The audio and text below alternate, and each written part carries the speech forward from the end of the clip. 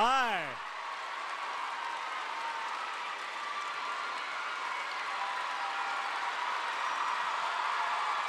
Wow.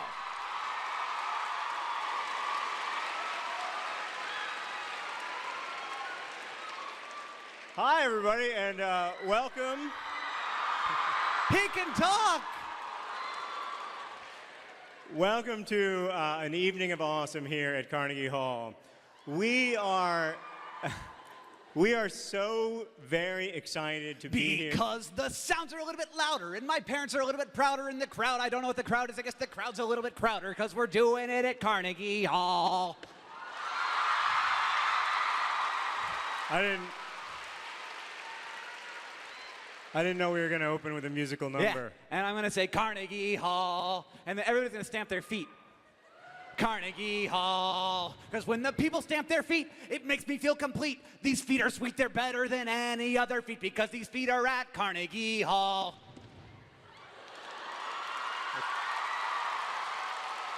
You didn't stamp your feet.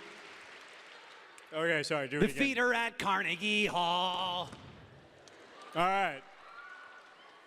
So, I didn't know about this bit. We're here tonight to celebrate the one-year anniversary of the publication of my book, The Fault in Our Stars, and thank you.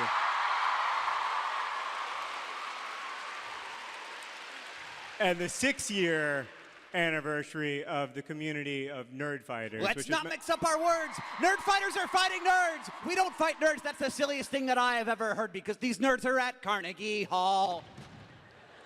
I got it. Okay, that's great, but you gotta let me get through my bit, please.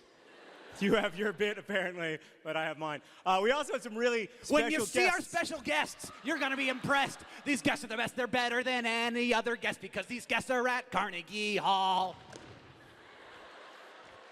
That about covers it, I guess. So to summarize, we're gonna And his singamajig's going to sing it.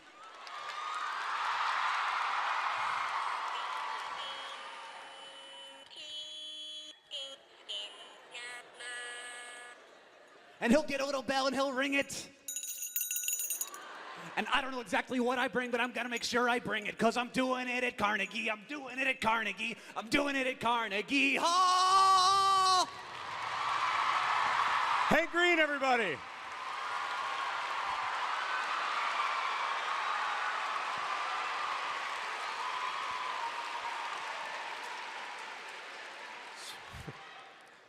All right, so now I have a bell and a singamajig.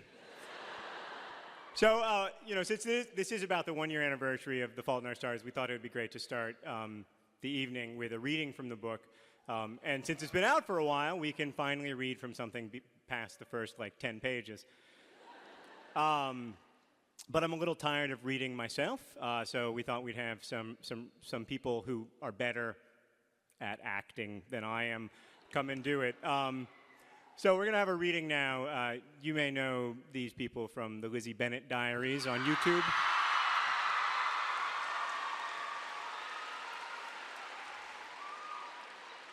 Which, for those of you who don't know, is a web series adaptation of Pride and Prejudice. So it's great to see so many people cheering for Jane Austen. Ladies and gentlemen, Ashley Clements and Daniel Gord.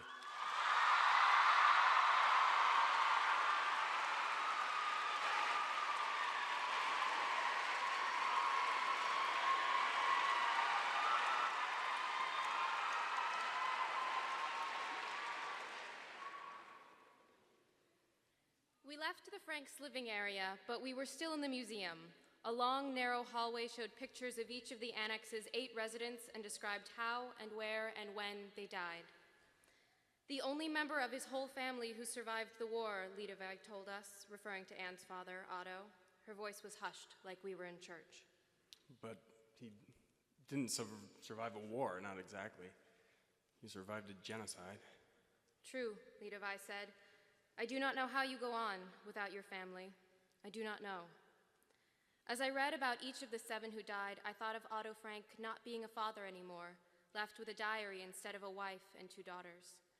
At the end of the hallway, a huge book, bigger than a dictionary, contained the names of the 103,000 dead from the Netherlands in the Holocaust. The book was turned to the page with Anne Frank's name, but what got me about it was the fact that right beneath her name, there were 4 Aaron Franks. 4. 4 Aaron Franks, without museums, without historical markers, without anyone to mourn them. I silently resolved to remember and pray for the 4 Aaron Franks as long as I was around. Maybe some people need to believe in a proper and omnipotent God to pray, but I don't. As we got to the end of the room, Gus stopped. You okay? The worst part is that she almost lived, yeah. She died weeks away from liberation. Leadovite took a few steps away to watch a video, and I grabbed Augustus's hand as we walked into the next room. It was an A-frame room with some letters that Otto Frank had written to people during his months-long search for his daughters. On the wall in the middle of the room, a video of Otto Frank played. He was speaking in English.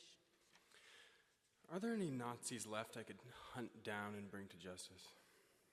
We leaned over the vitrines reading Otto's letters and the gutting replies that no one had seen his children after the liberation. I think they're all dead, but it's not like Nazis had a monopoly on evil. True. That's what we should do, Hazel Grace. We should team up and be this disabled vigilante duo roaring through the world, righting wrongs and defending the weak, protecting the endangered. Although it was his dream and not mine, I indulged it. He'd indulged mine, after all. Our fearlessness shall be our secret weapon. Oh, the tales of our exploits will survive as long as the human voice itself. And even after that, when the robots recall the human absurdities of sacrifice and compassion, they will remember us. They will robot laugh at our courageous folly. But something inside their iron robot hearts will yearn to have lived and died as we did, on the hero's errand. Augustus Waters. I looked up at him thinking that you cannot kiss someone in the Anne Frank house. And then thinking that Anne Frank, after all, kissed someone in the Anne Frank house. And that she would probably like nothing more than for her home to have become a place where the young and irreparably broken sink into love. I must say, Otto Frank said on the video in his accented English, I was very much surprised by the deep thoughts Anne had. And then we were kissing. My hand let go of the oxygen cart, and I reached up for his neck, and he pulled me up by my waist onto my tiptoes. As his parted lips met mine, I started to feel breathless in a new and fascinating way. The space around us evaporated, and for a weird moment, I really liked my body. This cancer-ruined thing I'd spent years dragging around suddenly seemed worth the struggle, worth the chest tubes and the PICC lines and the ceaseless bodily betrayal of the tumors. The kiss lasted forever as Otto Frank kept talking from behind me. I realized that my eyes were closed and opened them. Augustus was staring at me, his blue eyes closer than they'd ever been, and behind him, a crowd of people 3 deep had sort of circled around us. They were angry, I thought, horrified. These teenagers with their hormones making out in front of a video broadcasting the shattered voice of a former father. I pulled away from Augustus, and he snuck a peck onto my forehead as I stared down at my Chuck Taylors. And then they started clapping. All the people...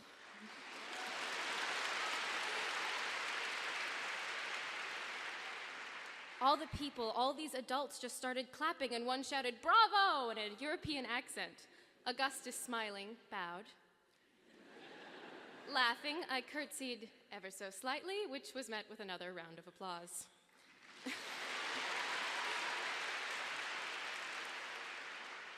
We made our way downstairs, letting all the adults go down first, and right before we got to the cafe, where blessedly an elevator took us back down to the ground level in the gift shop, we saw pages of Anne's diary and also her unpublished book of quotations.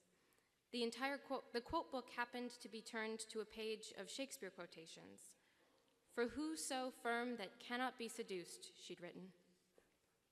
Leadovite drove us back to the Philosophe.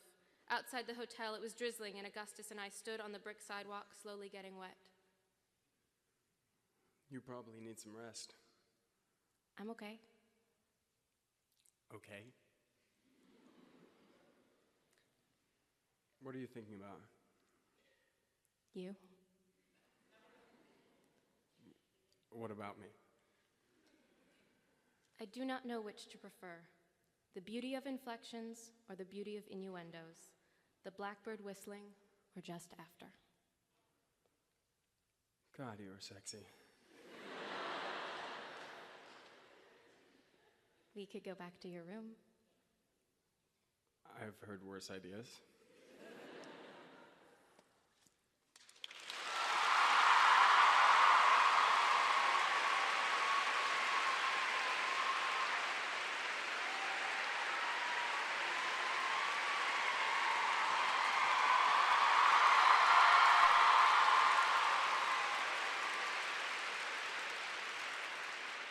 Sorry they didn't kiss IRL, but now you gotta watch the Lizzie Bennett Diaries.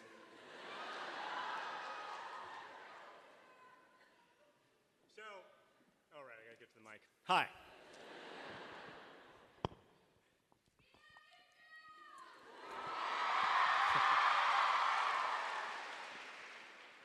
Thanks. All right, so I'm on the side of a road somewhere, and I'm stuck inside of a very deep hole with no way of getting out. Never mind how I got there, it's not relevant to the story. I'll invent a backstory. I was walking to get pizza, and a chasm opened up in the earth, and I fell in, and now I am at the bottom of this hole, screaming for help. And along comes you. Now, maybe you just keep walking. You know, there's a strange guy screaming from the center of the earth. It's perhaps best to ignore him. But let's say that you don't. Let's say that you stop. The sensible thing to do in this situation is to call down to me and say, I am going to look for a ladder. I will be right back. But you don't do that. Instead, you sit down at the edge of this abyss, and then you push yourself forward and jump. And when you land at the bottom of the hole and dust yourself off, I'm like, what the hell are you doing? Now there are two of us in this hole.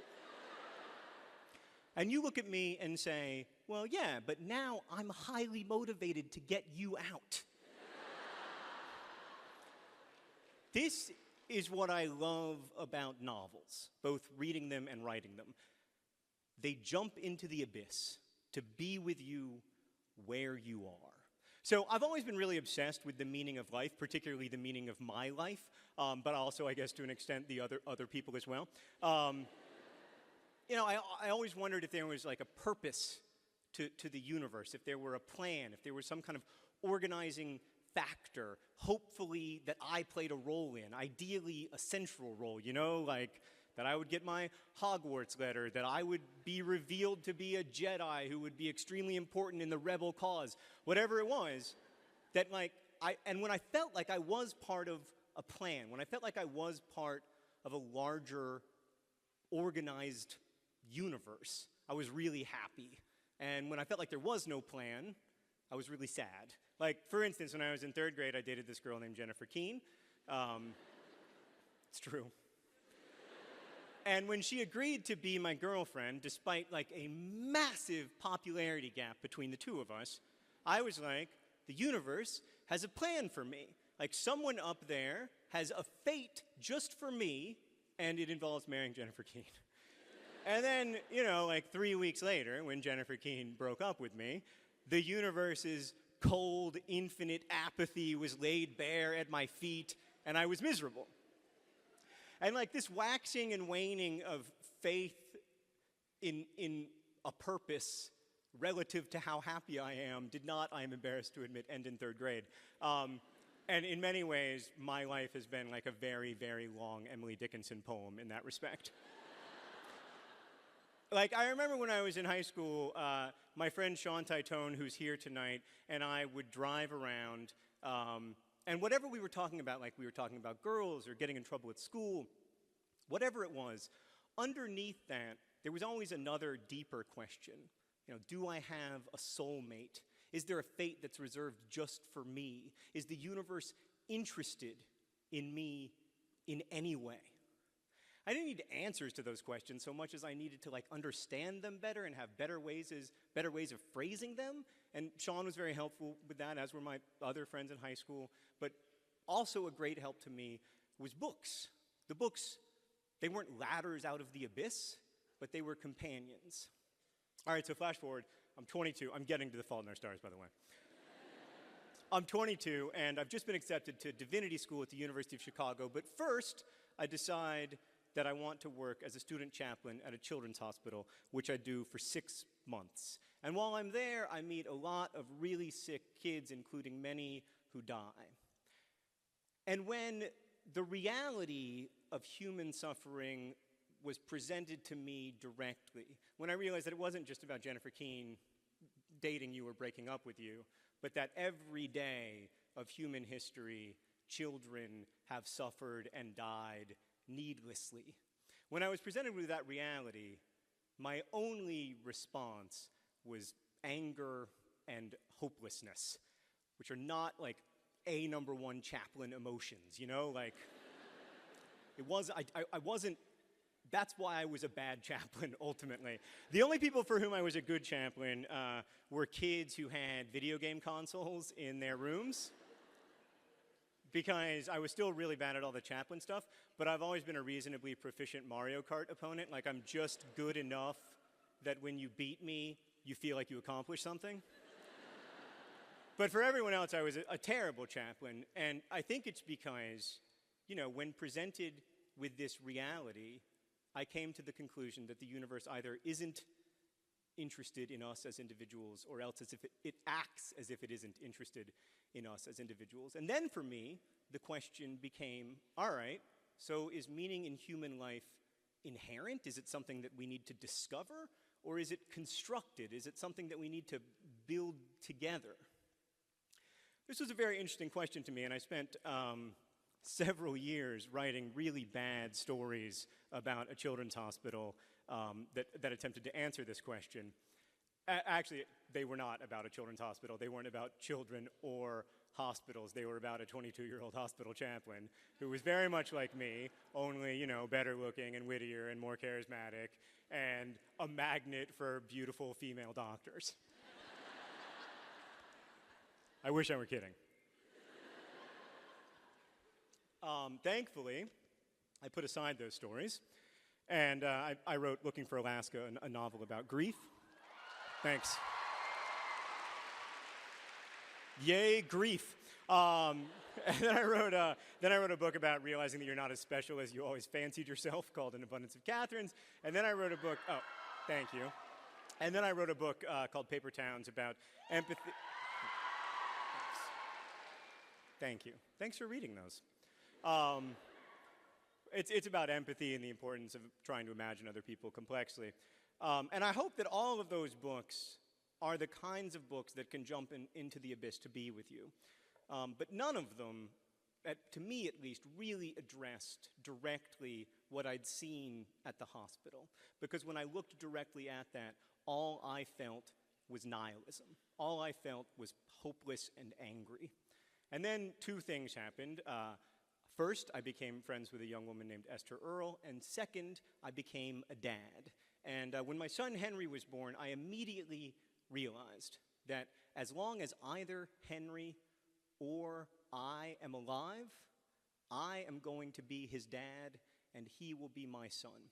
And understanding that in that sense, love is literally stronger than death was very important to writing The Fault in Our Stars. But I think the biggest gift was my friendship with Esther, who was a nerd fighter and a reader of my books, and who, from the time I met her in 2009, was very sick with cancer. And Esther's life, the way that she lived it generously, imperfectly, empathically, taught me that the real hero's journey is not, as I had always believed, the journey from weakness to strength. What Esther knew and what Augustus Waters must learn in The Fault in Our Stars is that the real hero's journey is the journey from strength to weakness. And I guess from the outside, it seems like, probably seems anyway, like I jumped into the abyss with Esther, right? Like, here's this author, and he meets this reader of his, and she's a big fan, and she's sick with cancer, and so since he's so awesome, he jumps down to be with her, and he's like, I'm with you to help you. No. I wish, I wish I were that heroic. But from where I'm standing, the true story is that Esther jumped into the abyss with me because I was the one who was angry and hopeless and saw no meaning in life as it truly exists. And Esther came to me and said, you know, I'm not psyched about having cancer, and I don't like being in pain all the time, and this is not by any stretch of the imagination an easy life, and I don't want to pretend that I'm excited about this, but I like being alive. I am grateful to have loved and to have been loved. I have had a good life. And that realization that even though Esther's life was a short life, it was still a good and rich and full life, that realization was central to The Fault in Our Stars. So the conclusion that I think I might have finally come to about this business of whether meaning is constructed or inherent is that I don't care. I don't really care how we get to meaning. I just care what we find once we get there. And to me, most of the meaning in my life has been found in collaboration. Like even back in high school when I was driving around with Sean Titone and Thomas McWilliams and Todd Carty and all those guys, what we were doing was collaborating on like making ourselves up, right? We were figuring out what was gonna matter to us, what was important to us, what kind of people we wanted to be. And we had thousands of collaborators in that, you know, friends and teachers and families and the music we listened to and the books that we liked. But that's what we were doing.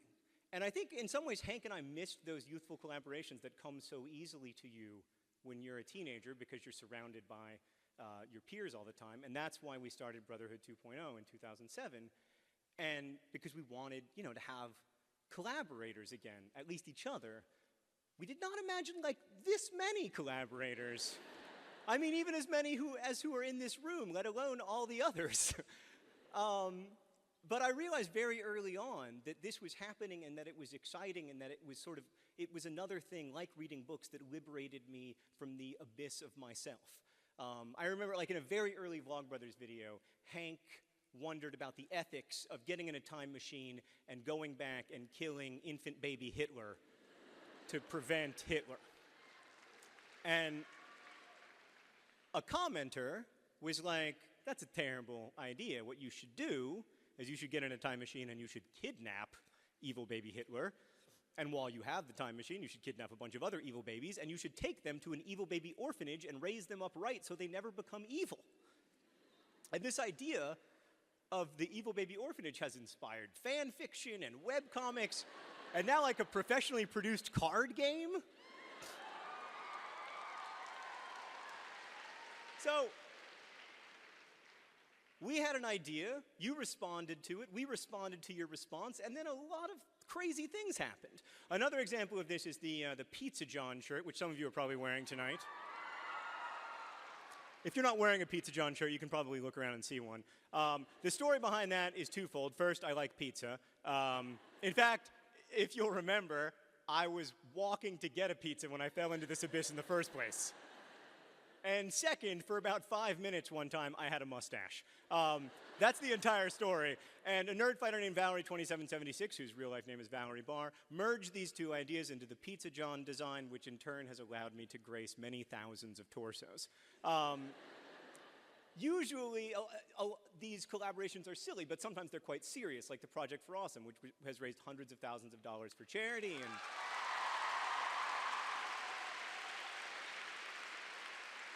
well, now you're clapping for yourselves. But I agree. And the Project for Awesome has literally saved lives around the world. These collaborations, whether they're of the silly or the serious variety, happen every day in Nerdfighteria. In fact, I would argue that that's what Nerdfighteria is. We work together to build meaning. Like reading a good book, that helps us to feel unalone. And I know that books seem like the ultimate thing that's made just by one person, but that's not true either. Because if I'd been alone in the abyss of myself, The Fault in Our Stars would never have existed. Parts of it were written by Esther, parts of it were written by my wife, who's here tonight, parts of it were written by my publisher, Julie Strauss-Gable, who's here tonight, parts were written by Jody Reamer, my agent, who's here tonight, parts were written by John Darnielle, who's here tonight. Parts were written by my brother Hank, who's here. Parts were written by T.S. Eliot, not here, but he's dead.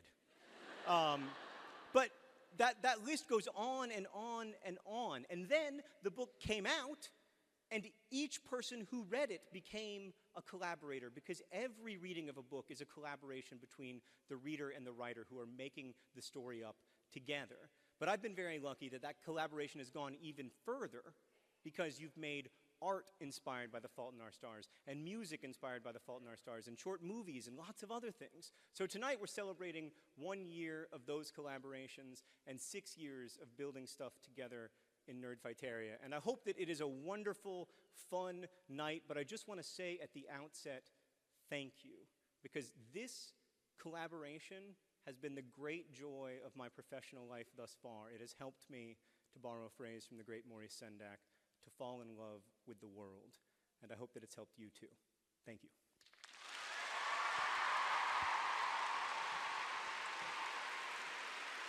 Thanks.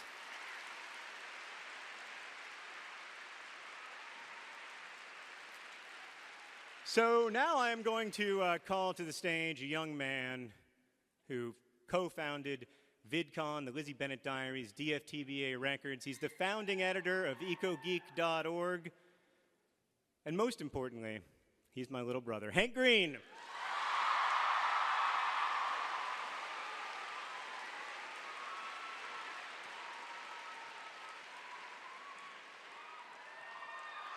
Hi. Everybody welcome the late people. Hi, late people. Sorry we didn't let you in until now. There's rules. I was talking to Daniel Gord, you may know as Darcy, backstage, and he told me that nervousness and excitement are the same emotion, which I think is crap. But if it is true, then I am extremely excited right now. So I'm going to sing you some songs. I'm glad you're in favor of that idea. This first song is the first song I ever put on YouTube. It's not the first song I wrote. I wrote several terrible, terrible songs in high school that were raps about Pentium computers. And I also, in high school, wrote Baby, I Sold Your Dog on eBay, which I later released on YouTube, which I maintain is a very good song. I actually wrote that song for Blink-182. I thought, like, this is a great Blink-182 song, and they'll buy it from me, and it'll be a hit, and I will, like, have written a Blink-182 song. But that didn't happen. Instead, I'm playing in Carnegie Hall. So, this song is about a girl. It's about a girl who isn't my wife. And she's beautiful and wonderful, and she's, if you're not familiar with her body of work, this song won't make very much sense. The first time I saw her was the day that I hit puberty. She played a beautiful girl, shunned by society. It wasn't her fault, she just smoked one laced doobie. That after-school special made me wanna never do PCP. Oh, Helen Hunt, Helen Hunt, you make my heart do acrobatic stunts. You stand and face the brunt of the twister of my burning want. Helen Hunt, you know I'm mad about you.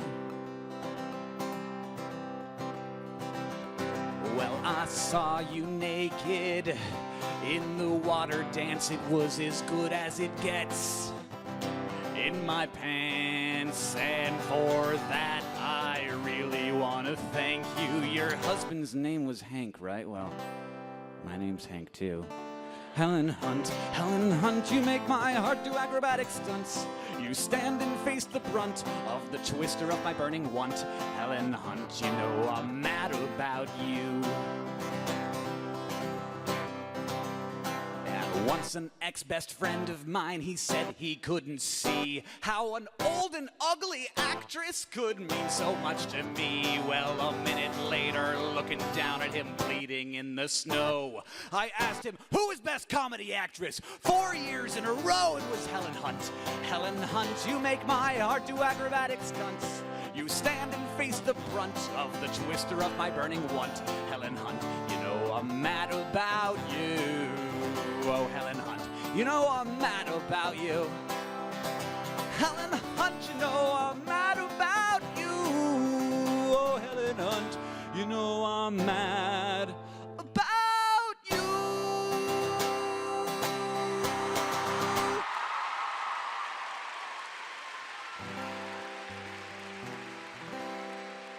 So after I realized that it was totally fun to write songs about stuff that I like and then put it on YouTube, I decided to find other stuff that I like and then write songs about those things.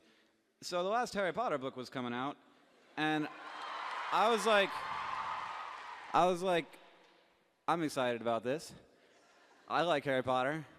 And I didn't even know that there was like a whole community of people who wrote songs about Harry Potter, which is one of the best things that ever happened as a result of like performing and creating for the internet, as I got hooked up with that whole community of people. But I did know that there was this thing called featuring on the front page of YouTube, which doesn't really exist anymore, but it did then. And so I wrote YouTube a letter, like an email, to like, I don't know, youtube@youtube.com or whatever, and I said, there's a book release coming up. It's a pretty big deal. You may have heard of it. It's called Harry Potter, and you should probably do a front page feature, and if you did that, I have a really interesting suggestion for a video you should feature. And they did it! And it was sort of like the first time we ever got like a lot of traction on YouTube, so it is a huge part of my life. I'm getting kinda tired of this pre-publication media blitz. You got all of Muggle kind under your spell. Don't you know the whole world's already gone and reserved a copy at Amazon? How many more books could you sell?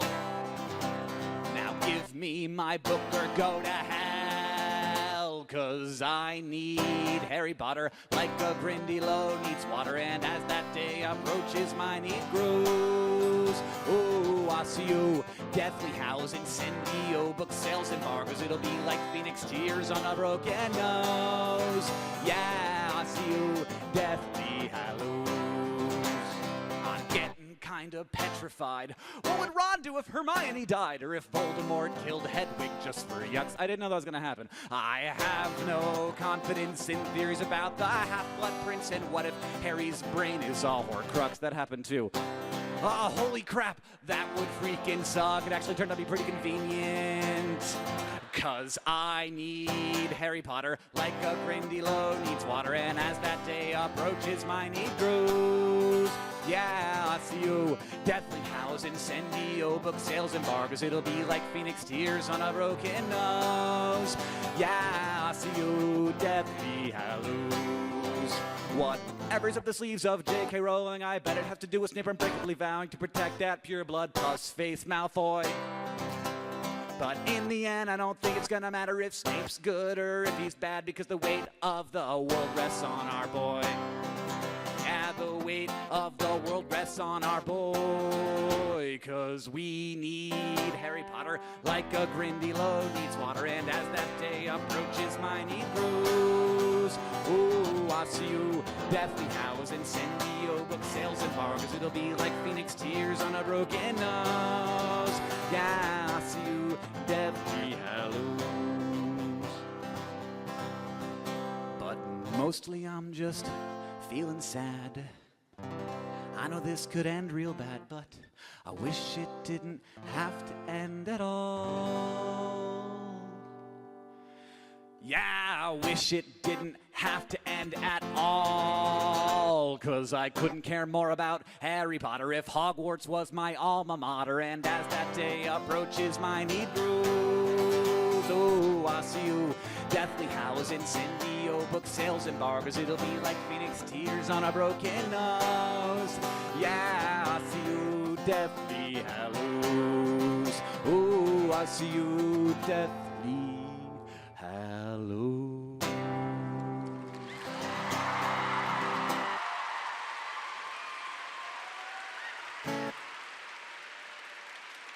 Thanks. How's everybody doing? I think that's the weirdest thing ever. How you can ask someone how they're doing and they just go, woo! Like in no other circumstance is someone doing woo! This is the only time when that is the case. But I'm glad you're getting your point across. I feel like I understand what that means. I'm also doing woo! But are you doing okay, though? Okay. So, I wrote that song, and it went really great. So I decided I'd write a Harry Potter song every year forever on the anniversary of that song, and this was one of them. It's about a Harry Potter book as well. It's just about one that happens to not exist.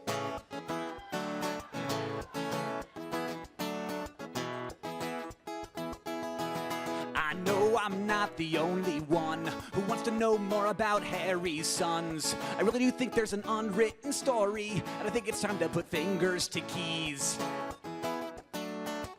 On a lot of people, I want to know more about Grindelwald and Dumbledore. I really do think that they both batted lefty, and I think there's probably a good story there. For book 8, I want a book 8. I want a book 8. And I want J.K. Rowling to say that the epilogue was crap, cause we all know it was crap. And I want J.K. Rowling to say that Voldemort had a son, and the story's just begun. And I want J.K. Rowling to say that she's writing book 8.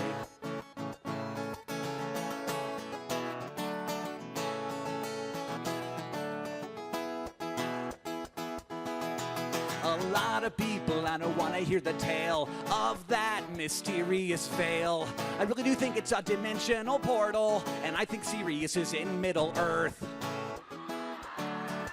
And I know I want to hear the one about Hagrid's dad and Hagrid's mom. I really do think that that's nearly impossible, and I think there's probably a good story there.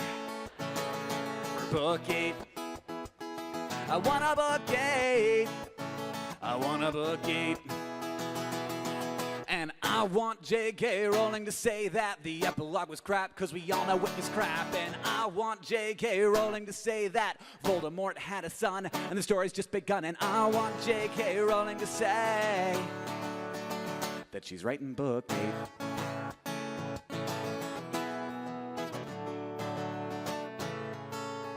She could call it Harry Potter and the Pillar of Storge, or Harry Potter and the Knights Who Say Ni, or Harry Potter and the Time Lord Fight the Daleks, or Harry Potter and Luna Lovegood gets her own frickin' book, or Harry Potter and the Map of the Realm of Narnia, or Harry Potter and friendship is magic, or Harry Potter and Benedict Cumberbatch, or Harry Potter and the Nerdfighters. You know that I want a book 8. Oh, I want a book 8. Oh, Harry Potter.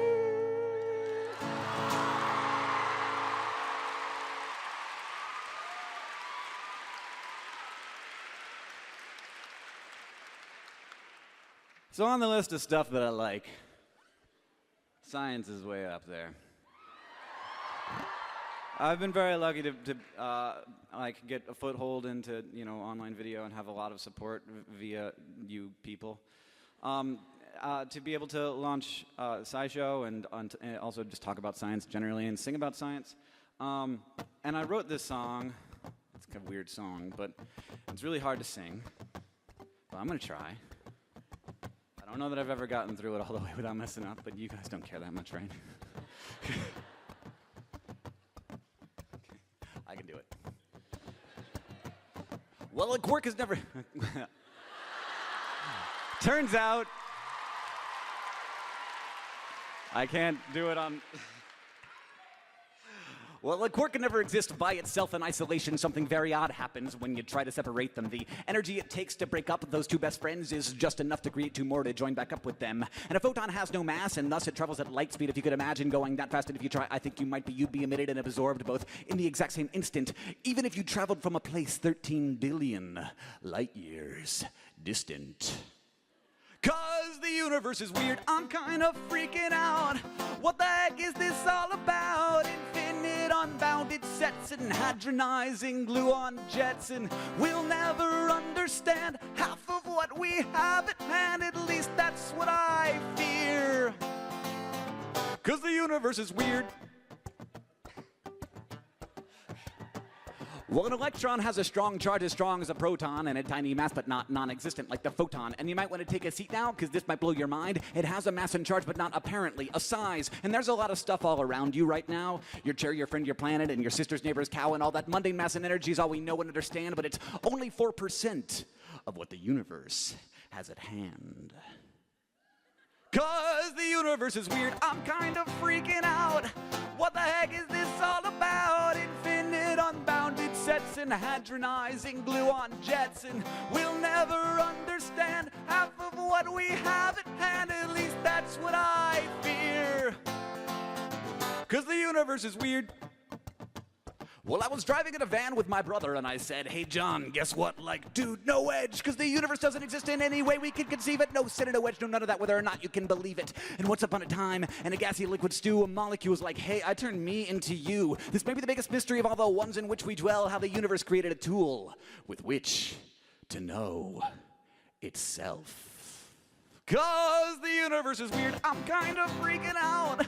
What the heck is this all about? Infinite unbounded sets and hadronizing gluon jets, and we'll never understand half of what we have at hand. At least that's what I fear. 'Cause the universe is weird. Oh yeah, oh it's so weird. It's so freaking weird. Why in the universe is the universe so weird? It's freaking me out. It's so weird. Oh, it's so weird. Why is the universe? Oh, the universe is weird.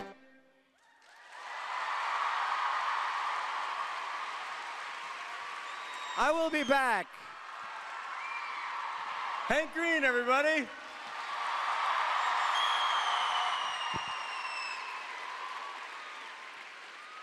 So it is now my pleasure to introduce my favorite band in the entire world.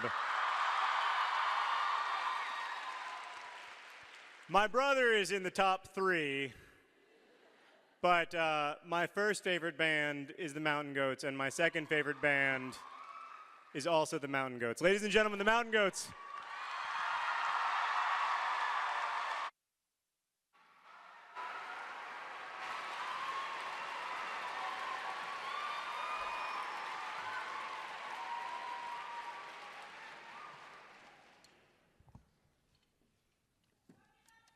Well, I love you too. Thank you so much. This is a song about making a contract with your solitude that you want to hold it to later on and expect to be able to wag your finger and say, "You said." It's called In Memory of Satan. Got my paint box out last night, stayed up late and wrecked this place, woke up on the floor again, cell phone stuck to the side of my face.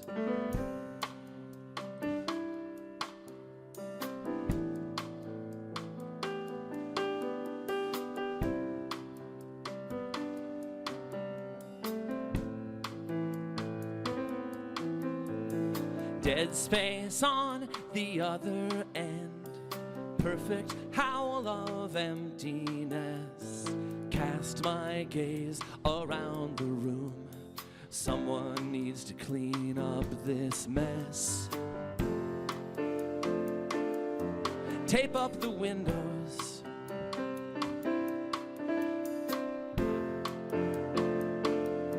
Call in a favor from an old friend.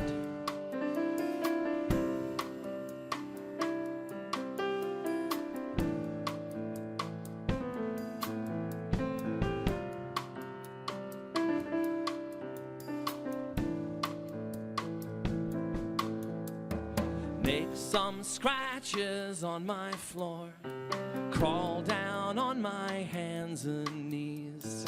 In old movies, people scream, choking on their fists when they see shadows like these. but no one screams, 'cause it's just me. Locked up so tight in myself, never gonna get free.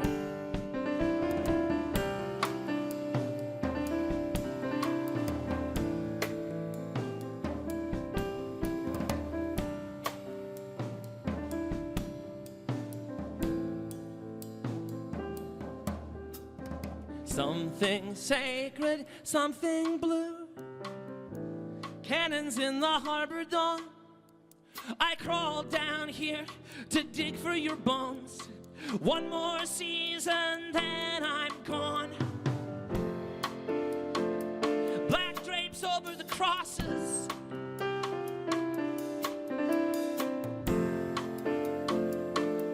You call in a favor from an old friend.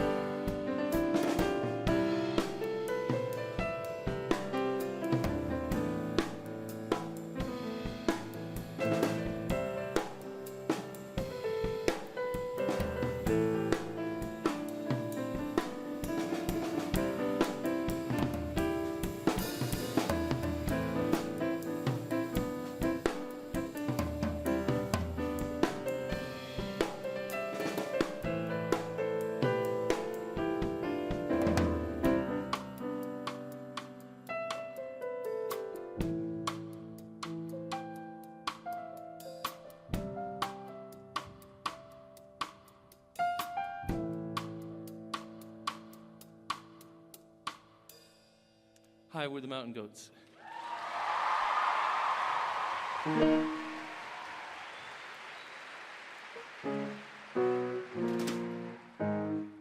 little nervous because I just found out in rehearsal this week that I've been playing this song in the wrong key on all my solo tours. So this is a song, and it's funny. John Green mentioned the fellow that's in a fellow that's he's in the song. This is a song about a guy. This is a long story. I want to not burn up all my time with it, but at the same time, I feel it's important you know the story. So this is a song about a little guy who one day he wakes up and there's some people come to notify him that something terrible has happened in his life, and that is that the person he loves has gone missing and needs to be saved. And so he is a sort of fellow who doesn't hesitate. He has a job. He's a plumber, but he doesn't call his boss and he doesn't do anything. He just puts on his hat and he goes to rescue his beloved. And well, there's all kinds of things that go on with him when this happens. It's people try to kill him en route, and it's terrible because he woke up expecting to go fix some drains, and instead there's people throwing hammers at him and turtles sliding shells at him, and when the shell hits him he dies, but he rises from the dead, but he can only rise from the dead so many times, like all of us. But anyway, he traverses great hardships and trials en route to rescue his great love, and then he gets there and things get so dark, and he battles a horrible dragon, and he knocks the horrible dragon into the fiery abyss, and he gets into the room behind the horrible dragon throne room to rescue his beloved, and he's really excited, but she's not there. His other friend, who he didn't even know was missing, is there.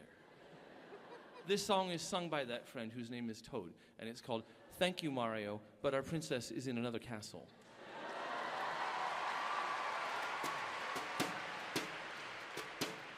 One, two, 1, 2, 3.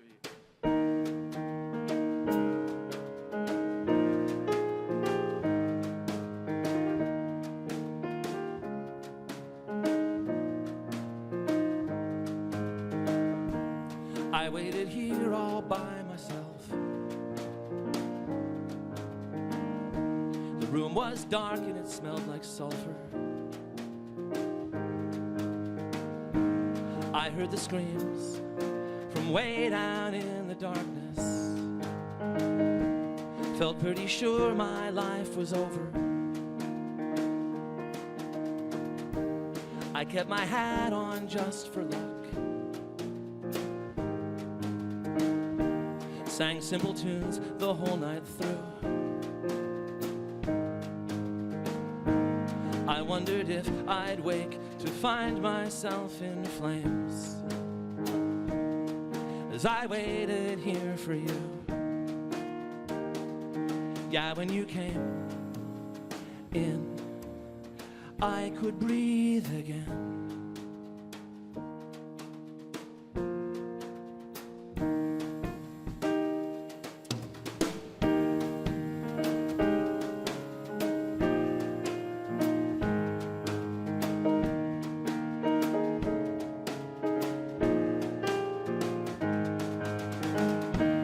I saw some guys dressed up like sorcerers,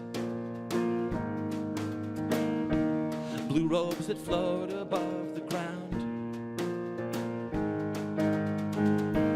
They came and went, and I was frightened for my life.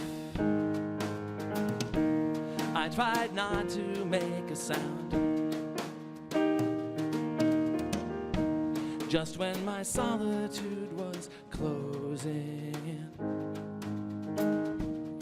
I heard a howl like screeching tires. And I told you the one thing I know how to say, through the bright ringing drone of 8-bit choirs. Yeah, when you came in, I could breathe again.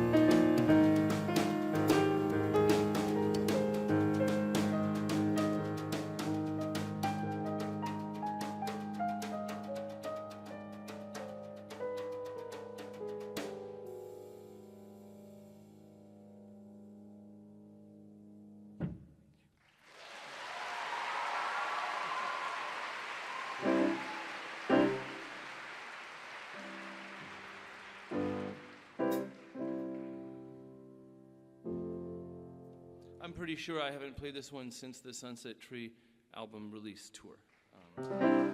Thank you. So here goes nothing. Yeah, it's called Pale Green Things.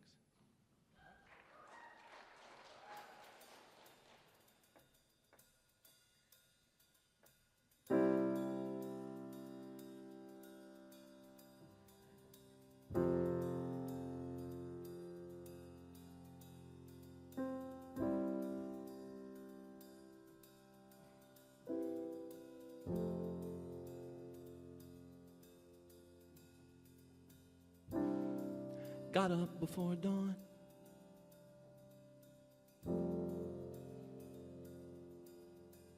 went down to the racetrack,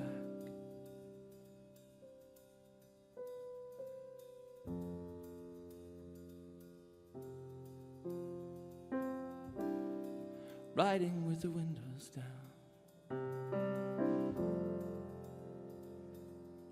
Shortly after your first heart attack,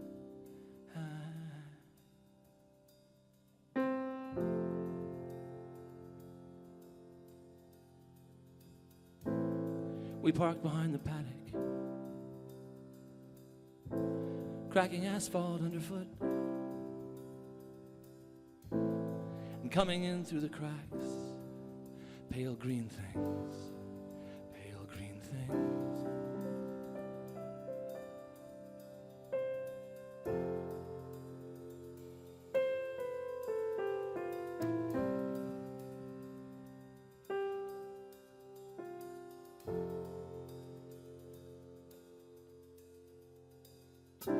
We watch the horses run their workouts.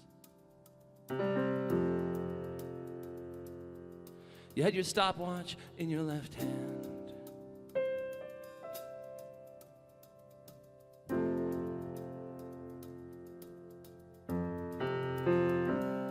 And a racing form beneath your arm. Casting your gaze way out to no man's land.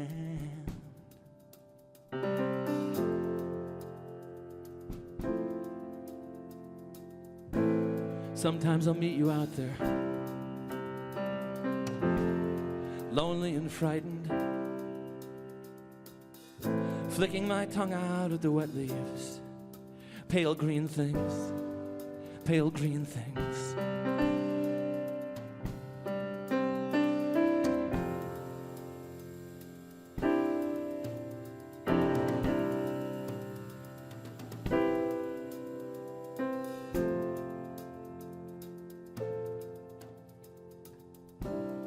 My sister called at 3 a.m.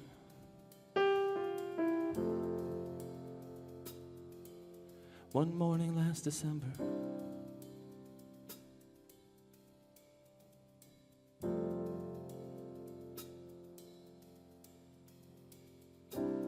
And she told me how you died at last, at last. And that morning at the racetrack was one thing I remember.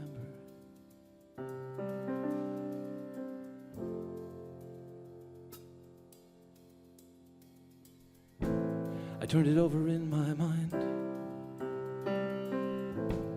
like a living Chinese finger trap. Seaweed in Indiana sawgrass, pale green things, pale green things.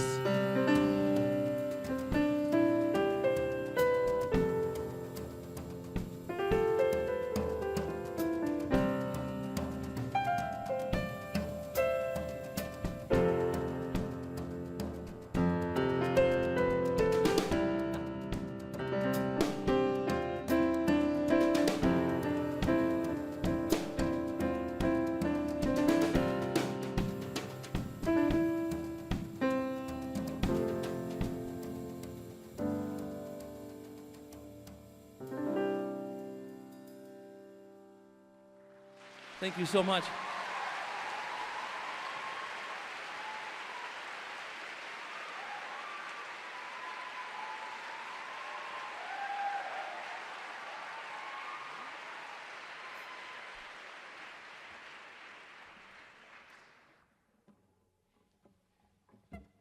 I can't even begin to express the depths of my gratitude for John Green. There's a lot of people who never would have heard our music if John wasn't relentlessly telling them to go and listen to it. So I really appreciate that. I have it on fairly good authority. This is a song he digs, so I thought I would play it for him. It's called Love, Love, Love.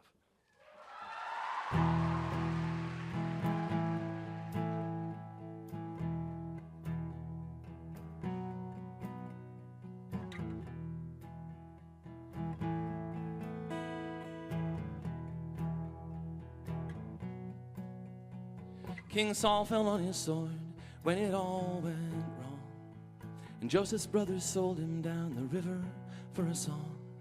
And Sonny Liston rubbed some tiger balm into his glove. Some things you'll do for money, and some you'll do for love, love, love.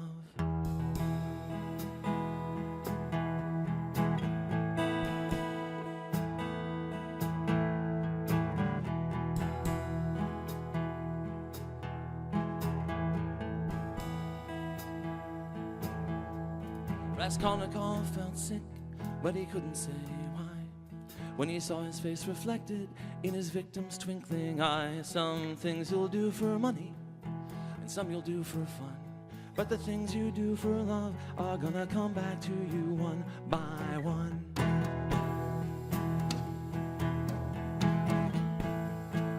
Love, love is gonna lead you by the hand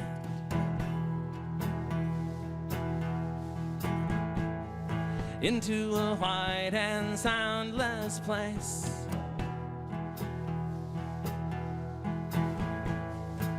Now we see things as in a mirror dimly. Then we shall see each other face to face.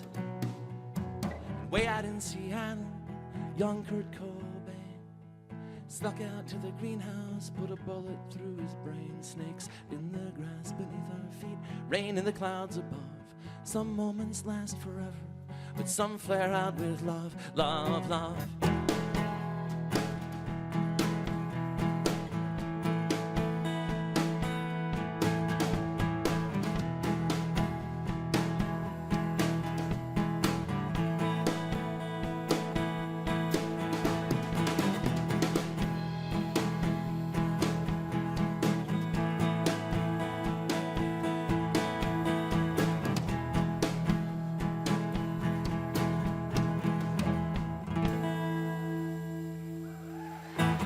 Thank you.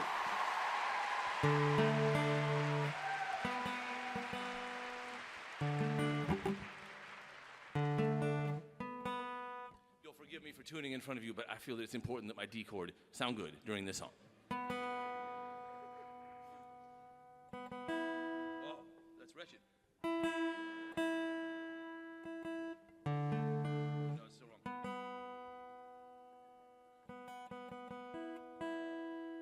Apologies to anybody with perfect pitch out there. I know this is painful for you.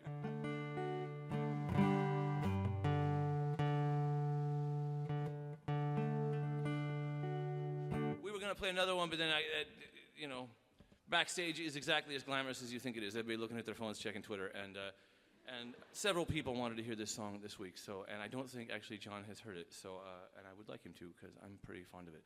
It's one of those I'm perverse about, where it should be on a record, but I always like to keep some unreleased. I may buckle with this one eventually. It's for a friend of mine that I went to high school with.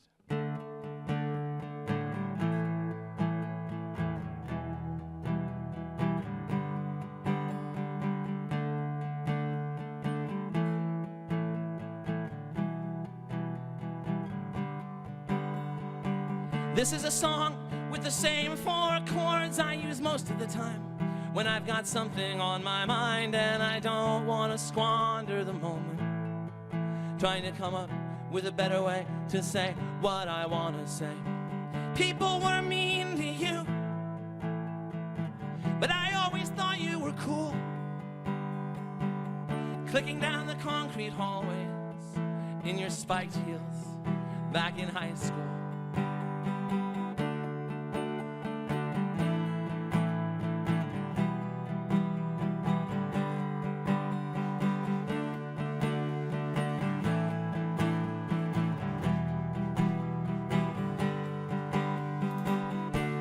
It's good to be young, but let's not kid ourselves. It's better to pass on through those years and come out the other side with our hearts still beating, having stared down demons and come back breathing. People were mean to you, but I always thought you were cool. Clicking down the concrete hallways in your spiked heels back in high school. You deserved better than you got. Someone's gotta say it sometime, 'cause it's true. People should have told you you were awesome instead of taking advantage of you. I hope you love your life now like I love mine. I hope the painful memories only flex their power over you a little of the time. We held on to hope of better days coming, and when we did, we were right. I hope the people who did you wrong have trouble sleeping at night. People were mean to you, but I always thought you were cool. Clicking down the concrete hallways in your spiked heels back in high school.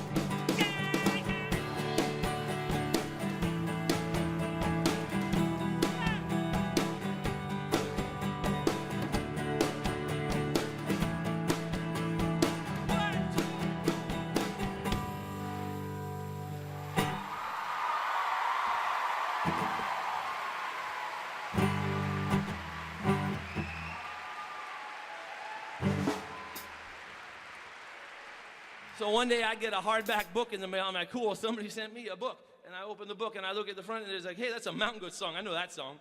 It was called Paper Towns. This is called Game Shows Touch Our Lives.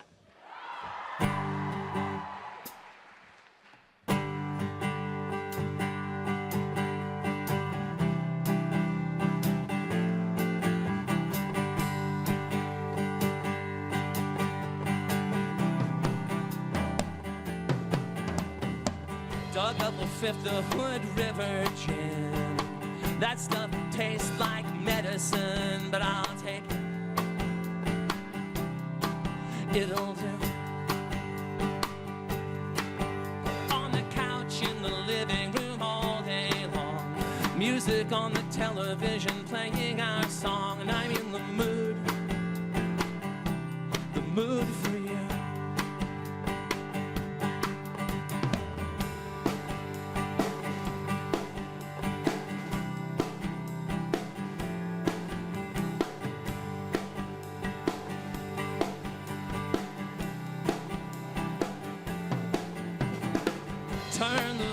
them up real high. All of that money, look at it fly, and you standing there, smoking Newports, smoking like a chimney. Shadows crawled across the living room's length. I held on to you with a desperate strength, with everything, with every useless thing in me. And I handed you a drink of the lovely little thing on which our survival depends. And people say friends don't destroy one another. What do they know about friends? Yeah.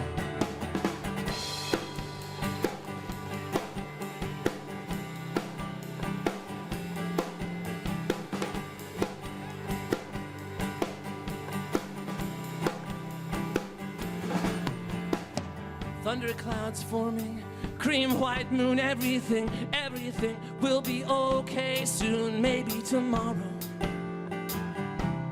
maybe the next day. Carried you up the stairs that night. All of this could be yours if the price is right. I heard cars headed down to oblivion up on the expressway. Your wasted kisses as light as the air. Maybe everything that falls down eventually rises. Our house sinking into disrepair. Ah, but look at this showroom filled with fabulous prices.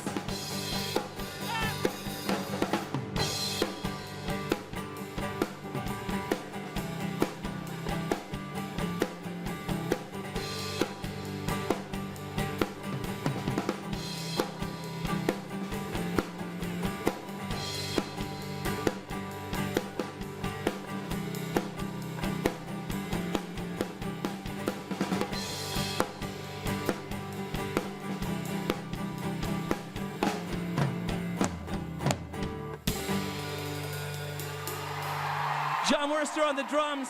I'm John Darnielle. Thank you so much.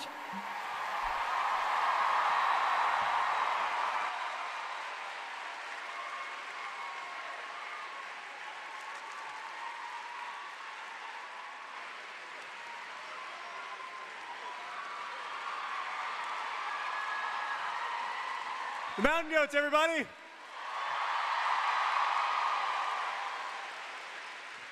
It is now time for Question Tuesday. Is it Tuesday?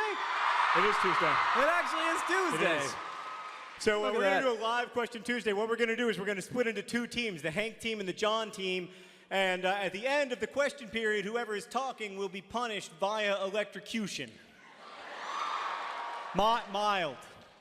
Do you have the electrocution device? I bet someone will bring it out if we wait long enough. I bet someone will, now that we've mentioned all right, it. so, because Carnegie Hall's a large room, we thought that we should have, like, teammates to ask us the questions. Yeah, so we asked people on Twitter to send us questions, and those people now have the questions. And on my team, we have one of my great friends, a lovely lady, master of terrible puns and even worse cooking, the host of My Drunk Kitchen, Hannah Hart. It's a long way.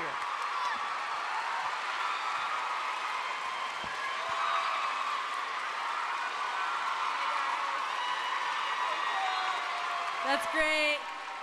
Just real quick. Hello. Yeah. You guys are beautiful. Thank you. Bye-bye. And on my team, we have world-famous, best-selling author who's also written some Doctor Who scripts over the years. You may know him.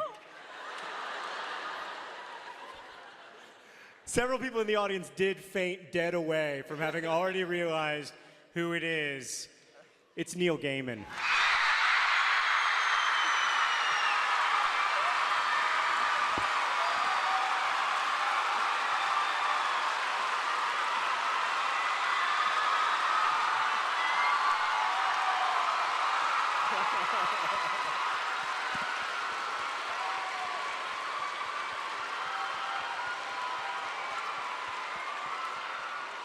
Okay.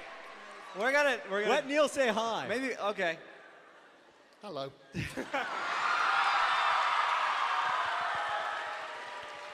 Right. I mean, we could just sit here and let you guys scream at Neil Gaiman all night. But they do. But y'all do have some questions. So We do have some questions. Neil, why don't you start? Okay. Okay. The timer is starting now. Oh, Okay. I have the thingy device. Oh, thanks. Yeah, for You just hold usage. on to that, Hank. Anybody want to test it to make sure that it's real? Shall we swap so you guys are Sure. passing it? People actually volunteered. No, Okay. Hank. Okay. It's real, we're not. kids. I It's don't really want to hurt real. anybody. Okay. Thank you, sir. All right. We could even do this by swapping microphones. So that's good idea. Yeah. Good. They're so good. smart. He's a pro. Oh my God. Yeah. Doing this for years. Okay, first, is the Yeah, 15 go. minutes Going. starting now? First question, John. Advice for aspiring novelists. Oh, Neil, what is your advice for aspiring novelists? You can't do that. You're okay, my I advice want for- you to give advice, but I'll give quick advice while you think of your advice. My two pieces of advice are to read a lot and to read broadly. And then my second piece of advice is to tell stories to your friends and pay attention to when they get bored. It's also good advice for how to video blog. That is, because Wait, it's Tell stories, and then when they're like, I got a thing. If you're bored, they're bored. So yeah, so I found that very helpful. And then write a lot. I was going to say read everything, write. Do not hope the elves will come in the night and write your novel for you. They never do. I've tried. It's a Yeah. waste of time. And finish things. Just whatever it takes to finish, and then get on with the next one. You will learn more from a glorious failure than you ever will from something that you never finished. Very true. okay, my job is to catch my breath from constantly swooning that I'm on the stage as Neil Gaiman. So this is pretty cool. Okay, Hank, here's a question that I saw, and then I thought, wow, I'd love to ask Hank this as well. When do I start feeling like a real adult? Well, you're asking the wrong guy. I just stood up here and sang a song about Harry Potter books and Helen Hunt for 20 minutes, so I don't really,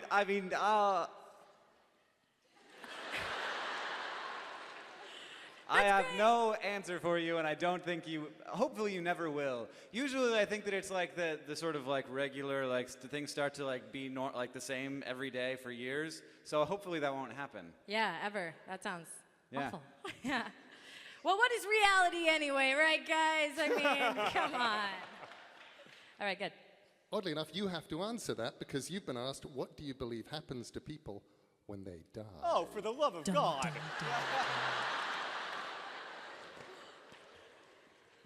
They go to Narnia.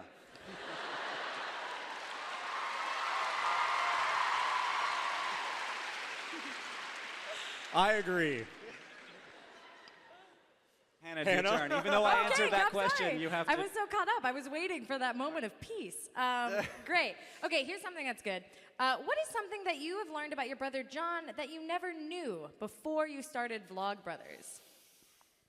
I didn't realize how messed up he was.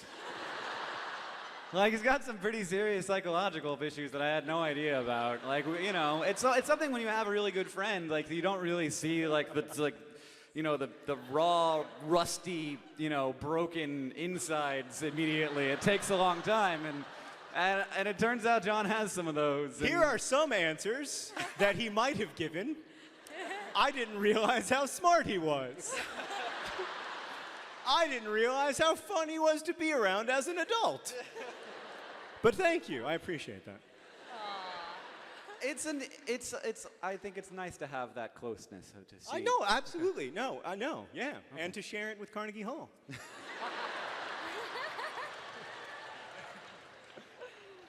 John, if you could use 3 words to describe yourself, what would they be? I mean, the first 2 words that come to mind are both handsome. So I don't know what to do with that. Handsome and extremely handsome. Yeah, right, yeah. Yes, yeah, merged Handsome and into a- world-shatteringly handsome. Yeah, right. I don't know. I mean, Aww. what did they say? Tugboat. Tugboat? She said humble. Humble. Yeah, I don't know, like reasonably tall. That's 2 words. Well, you only need Extremely one more word then. handsome, reasonably Handsome tall. and Those are reasonably tall. adverbs. And Yes. awesome. Fine. He's handsome, awesome, and tall. Reasonably Reasonably tall. Reasonably tall. Okay, this should, I wonder if this will be easy. Hank, what would your Patronus be? Oh, a hush falls over the crowd. Patronum. It's a corn dog. It is. It is a corn dog.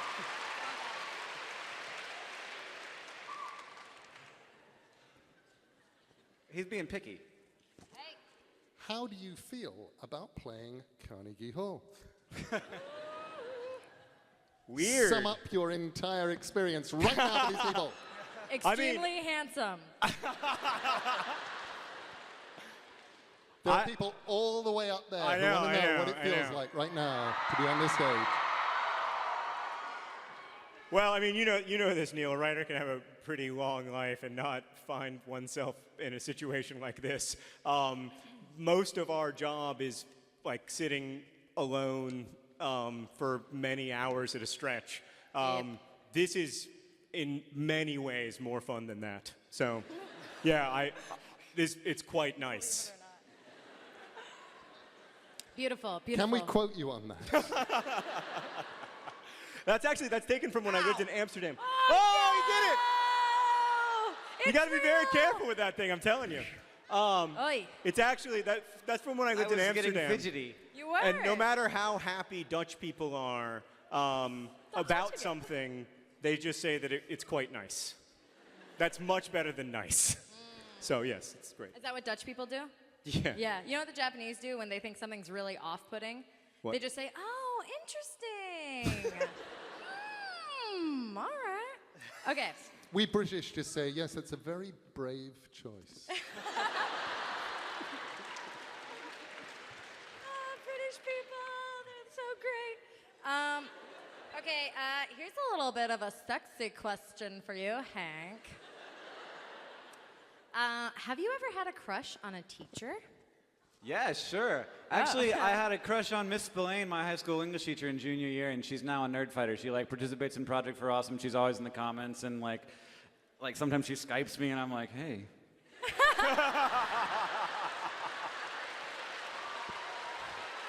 So yeah, I mean, I had other crushes on teachers too, but that's the only one that like now like That I keep, actually I went keep in somewhere. touch with, which is weird.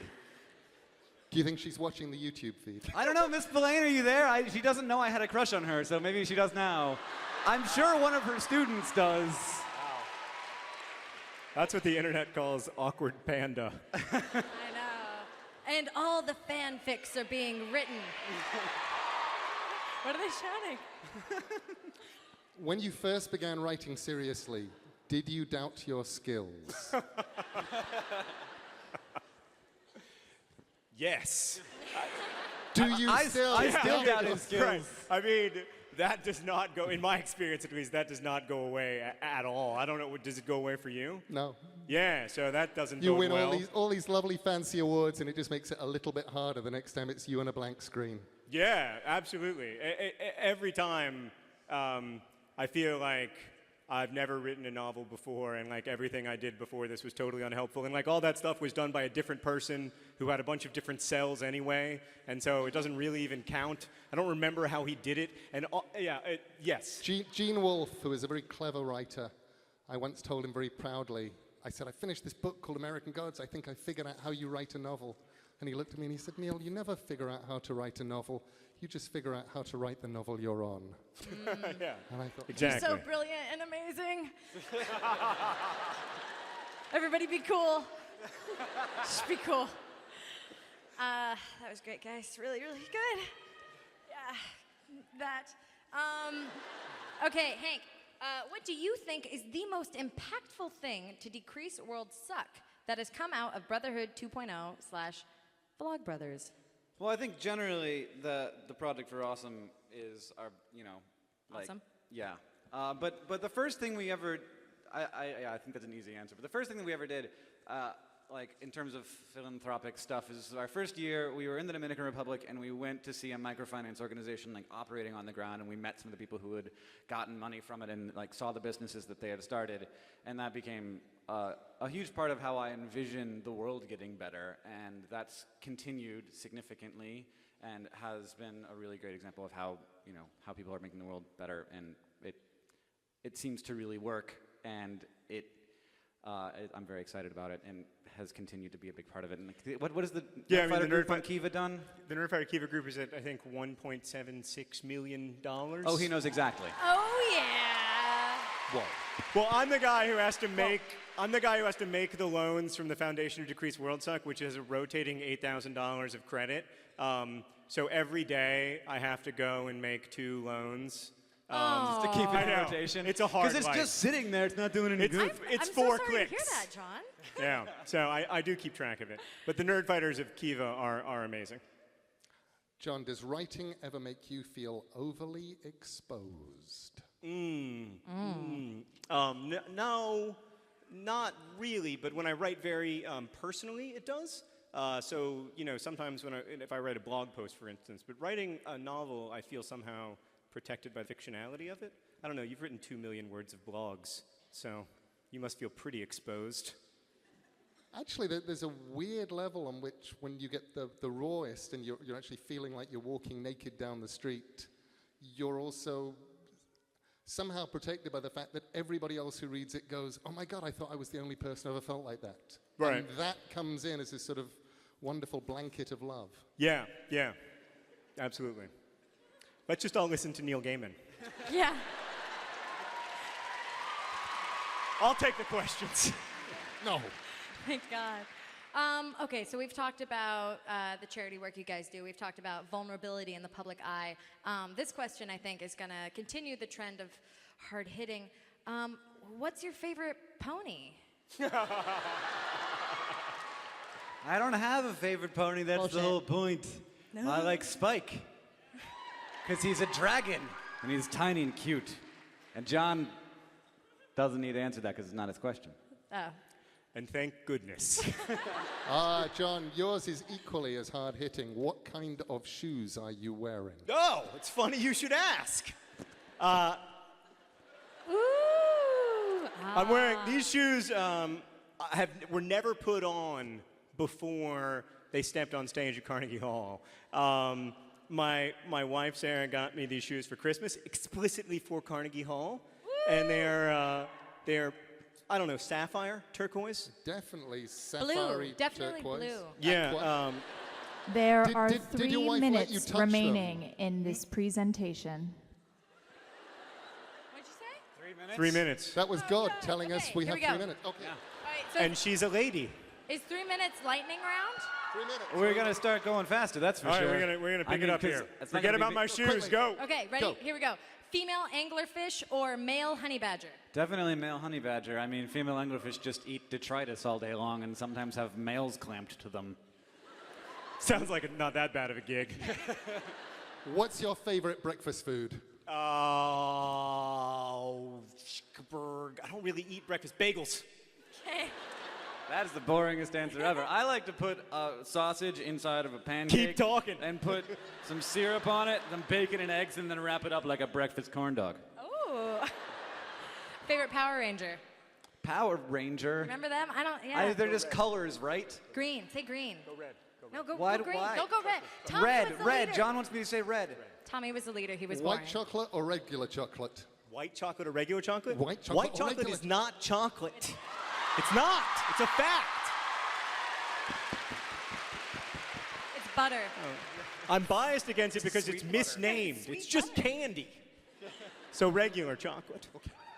What's your favorite flavor of ice cream? White mint Oreo. Cool story, bro. One time, for a little while, they made gingerbread.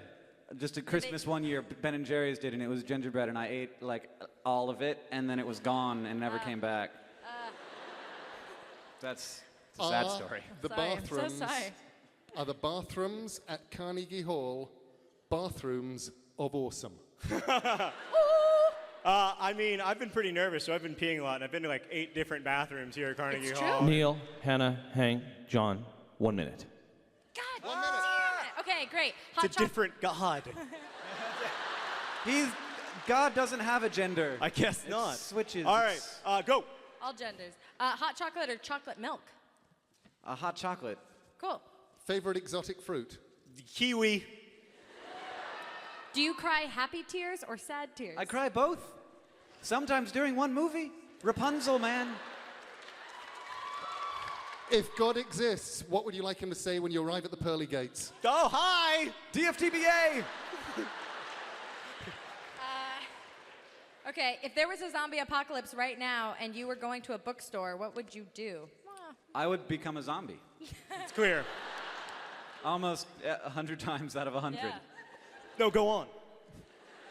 Cupcakes or pancakes? Pancakes. GIF or GIF? Jif. Either is fine. Pizza or Diet Dr. Pizza. Pepper? Fiction or nonfiction? Oh, that's Your terrible question to time ask is person. up. Fiction.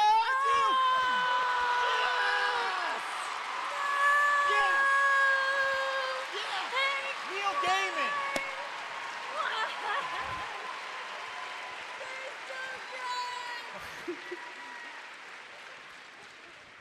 That was intense.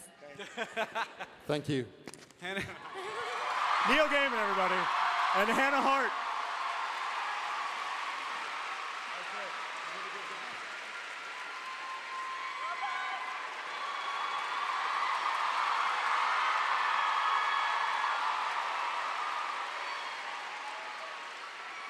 Hannah was on the ground screaming, "There is no God!" Oh, I didn't electrocute myself. I almost got away with that, but then I policed myself. Okay. So hard to do to yourself. We had a thing on our last tour that just did it. It was like a timer, but like to actually, I just did it in my pocket. I can,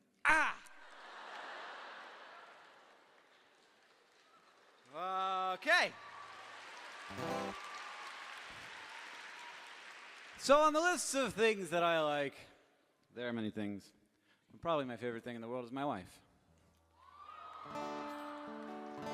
And I went to see the Mountain Goats one time in Missoula, and Catherine was out of town, and so I was there by myself. And I came home after the show being like, dang, that guy can write some songs. And so I sat on the floor in my living room and I wrote this song. It's one of my, 2 love songs. And I don't write them very often, not because they're not good, but just because they turn out weird. This song is for a girl.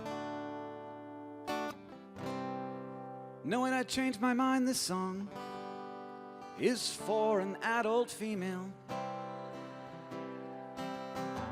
Is it just me, or is it creepy how often romantic pet names refer to little children? And it's not just girl, and it's not just baby, it's also boy, and I even think it's where we get shoddy. So this song is for the adult female I love. And if there's anything that she's been dreaming of, all she has to do is ask. Yeah, if she wants me to, I'll do what she asks me to do, as long as it isn't really evil or otherwise makes me super uncomfortable, 'cause that's what love is, and I have it for her. This song is about love,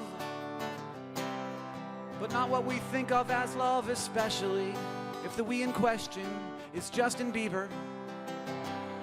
'Cause love is hard and love is messy, and it can hurt worse than fire, and sometimes it makes you want to tear down a building with your bare hands. But it also happens to be the best thing that's ever happened to me, and I'm obviously not a big fan of hyperbole.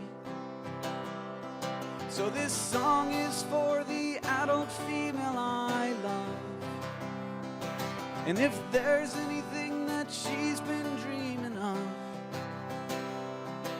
And if I can acquire it with the amount of money I have without making us both destitute, then all she has to do is ask, and I'll be with her until the end of time. As long as time ends before one of us dies. 'Cause that's what love is, and I have it for her. That's what love is, and I have it for her.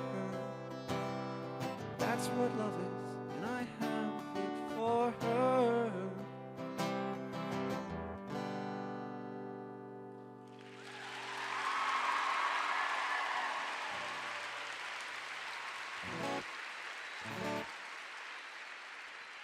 Thanks. Let's hear it for the people who make this room sound this good. Thanks, y'all. I cannot believe it. I was emailing with Kimmy Dawson before this. Oh, is that a secret? I was just emailing my friend Kimmy Dawson for no particular reason. And she said that Carnegie Hall was like ear heroin. Once you had Carnegie Hall sound, all other sounds were pale sounds, and you would do anything to get that sound back. So I'm looking forward to that. I'll enjoy it while I'm here. So this song isn't a song. It's an observation. I like to sit in front of my computer and play guitar, like at chord websites. It's one of the great joys of learning like 7 chords is that you can like play a lot of your favorite songs. And I noticed that a lot of my favorite songs have this exact same chord progression, and in fact some of the songs that I wrote have this exact same chord progression. And it's called the 50s progression, technically. That's the name at the top of the Wikipedia page for it. And it's like C, A minor, F, G. And it's called the 50s progression because back in the 50s it was super popular with songs like Earth Angel, will you be mine? And oh Donna, and why must I be a teenager in love? And I love that you can make all different kinds of music with the same chord progression. It's just sort of the infinite nature of creation. It's really cool. But it continued after the 50s on into the 60s, so I like the alternate name, which is the Ice Cream Changes. Because that is way better, because it's smooth and sweet like ice cream. And everybody likes it like ice cream, except for lactose intolerant people. Those people hate this chord progression. But I don't care about them. Screw you guys. I do care about you, I'm sorry. But it continued into the 60s with songs, like Duke of Earl, Duke of Earl, Duke of Earl. And I'd like to be under the sea in an octopus's garden in the shade. And then in the 80s, it was there as well. Every breath you take, every move you make, every bond you break, every breath you take, I'll be watching you. That's a creepy song. And then in the 90s, we switched it from like 2 or 4 beats per chord to just 1. She has a girlfriend now. She has a girlfriend now. She has a girlfriend now. She says, guys, don't do no more for me. And no one is immune. As I said, I write some songs with the ice cream changes in them. Like, I don't have a favorite pony. I've never seen that show, and I don't have a favorite pony. 'Cause I'm like 31 years old. And you don't love me 'cause I'm not Edward Cullen. I can wear sparkly makeup and act all brave and sullen. And you'd think mostly it's like happy songs all the time, but it's not just happy songs, it's angry songs too. There's a Slipknot song. Any Slipknot fans in the audience? Really? I'm surprised. I did my time and I won out. So if you sieve fate, it doesn't cut. The soul is not so vibrant. The reckoning, the sickening packaging subversion, pseudo-sacrosanct perversion. In Green Day, I'm the son of raging love, the Jesus of suburbia, the Bible of none of the above, on a steady diet of But it's also usually happy songs, let's admit it. And in the 2000s, I mean, it was like a poppy time, so we got songs like Baby, Baby, Baby, oh, like Baby, Baby, Baby, no, Baby, Baby, Baby, yeah. He just said baby no, and then he said baby yeah. Like, which is it, Justin? I thought you'd always be mine. Oh, Justin. But then in 2011, the biggest song of the year, depending on your definition of year, also depending on your definition of song. 7 a.m., wake up in the morning, gotta get dressed, gotta get downstairs, gotta get my bowl, gotta have cereal, something's happening, I've touched gin on, and everybody's rushing, gotta get my butt down to the bus stop, and I see my friends, like, I see my friends, they're sitting in the front seat, sitting in the back seat, gotta make my mind up, which seat can I? It's Friday, Friday, everybody says it's Friday, I don't know the words of Friday, the weekend, Friday, Friday, getting down on Friday, everybody's looking forward to the weekend.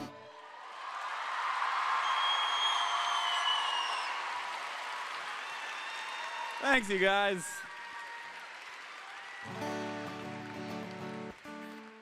So we're just gonna go back to science songs, because, you know, why not? This song is about the stuff that makes everybody up. All of the stuff that we know about. It's made of leptons, bosons, and quarks. And this song is about quarks. Because a quark is a fundamental constituent of matter observed in... Whoops. That's not right. Okay, I got it. Because a quark is a fundamental constituent of matter observed in 1968 through deep elastic scatter, and we found that protons aren't as simple as we thought. We thought they were solid particles, but they are not. Protons, in fact, are made up of 3 separate pieces. It just gets more confusing as our knowledge increases, and that is what a quark is. It's a piece of a proton, and they also make up other things, including the neutron. Oh, up, down, strange charm, top, bottom. If you don't know what a quark is, it don't matter, you still got them. And with leptons and bosons, unless something's amiss, they make up everything that we can see and that we know exists. Well, things made up of quarks, including protons and neutrons, are composite particles that physicists call hadrons. Many types of hadrons are theoretically described, but most exist for only very brief amounts of time. Quarks had electric charge, color, charge, mass, and spin, and having color charge means they exist solely inside of other kinds of particles and cannot exist alone, which is where quarks have never been studied on their own. Oh, up, down, strange charm, top, bottom. If you don't know what a quark is, it don't matter, you still got them. And with leptons and bosons, unless something's amiss, they make up everything that we can see and that we know exists. Well, quarks can join together in 2 different ways, baryons and mesons, but most instantly decay. If a particle has 3 quarks, then it's a baryon, and if there's 1 quark and an anti-quark, then it is a meson. These tiny bits of matter are part of almost everything, and there is no unified theory to make it less confusing. But the fact that we've identified that they exist at all is so frickin' remarkable that I just sit in awe. Oh, up, down, strange charm, top, bottom. If you don't know what a quark is, it don't matter, you still got them. And with leptons and bosons, unless something's amiss, they make up everything that we can see and that we know exists. Down, strange charm, top, bottom. If you don't know what a quark is, it don't matter, you still got them. And with leptons and bosons, unless something that they make up everything that we can see and that we know exists. They make up everything that we can see and that we know exists. They make up everything that we can see and that we know exists. They make up everything that we can see and that we know exists. They make up everything that we can see and that we know exists.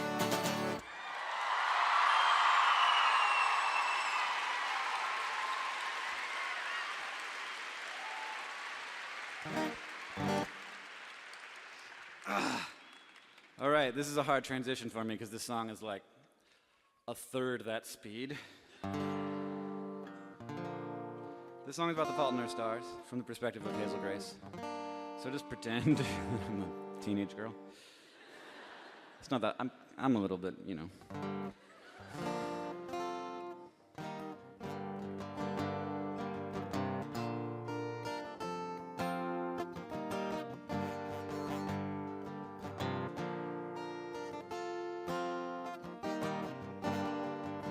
We all can dream of blazing glories,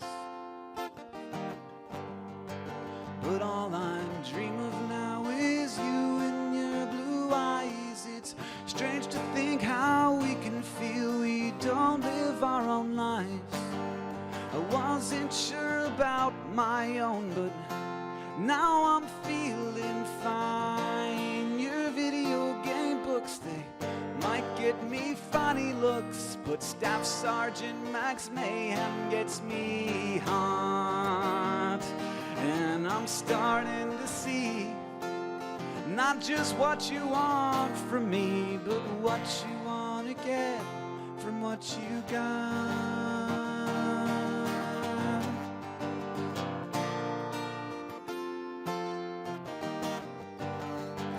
Now what do you think you're gonna be? You think you'll leave some kind of lasting mark? Well, with infinite tomorrows. And no, this isn't fair. No one gets remembered, but right now I just don't care.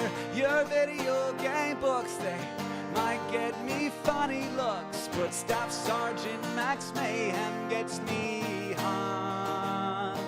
And I'm starting to see not just what you want from me, but what you want to get from what you got.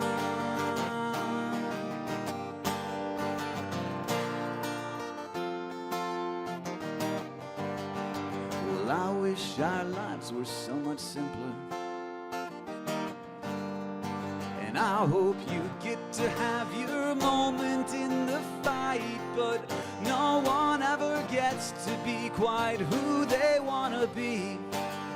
And you want it to matter, boy, well, you matter to me. Your video game books, they might get me funny looks, but Staff Sergeant Max Mayhem gets me hot. And I'm starting to see not just what you want from me, but what you want to get from what you got. There's not a lot of amputee heroes in history, but I got one sitting right in front of me.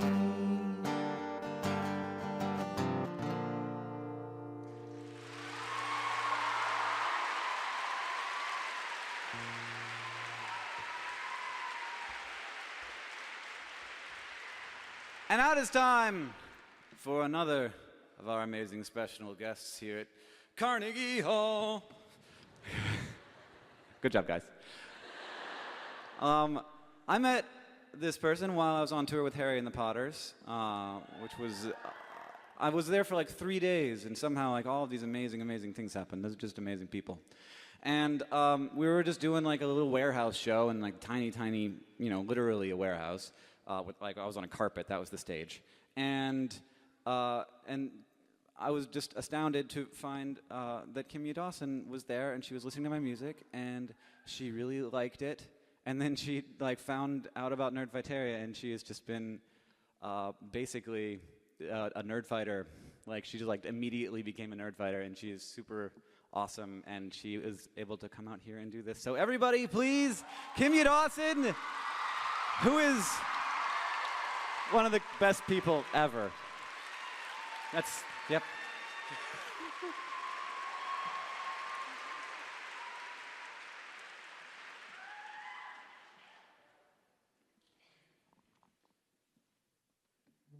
Hi, friends. Look at all of you. Cute.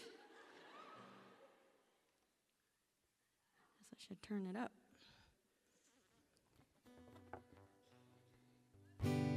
Oh, man. I can't see you, but I love you.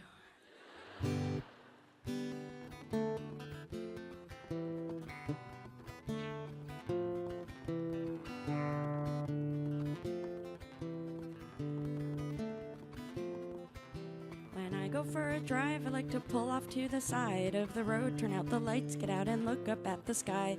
And I do this to remind me that I'm really tiny in the grand scheme of things, and sometimes this terrifies me. It's only really scary cause it makes me feel serene in a way I never thought I'd be, because I've never been so grounded and so humbled and so one with everything. I am grounded, I am humbled, I am one with everything.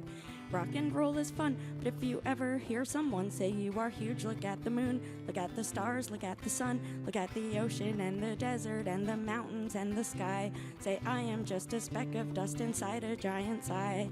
I am just a speck of dust inside a giant's eye. When I saw Genevieve, I really liked it when she said what she said about the giant and the lemmings on the cliff. She said, I like giants, especially girl giants, 'cause all girls feel too big sometimes, regardless of their size. When I go for a drive, I like to pull off to the side of the road and run and jump into the ocean in my clothes. And I'm smaller than a poppy seed inside a great big bowl, and the ocean is a giant that can swallow me whole. So I swim for all salvation, and I swim to save my soul, but my soul is just a whisper trapped inside a tornado. So I flip to my back, and I float, and I sing. I am grounded, I am humbled, I am one with everything. I am grounded, I am humbled, I am one with everything.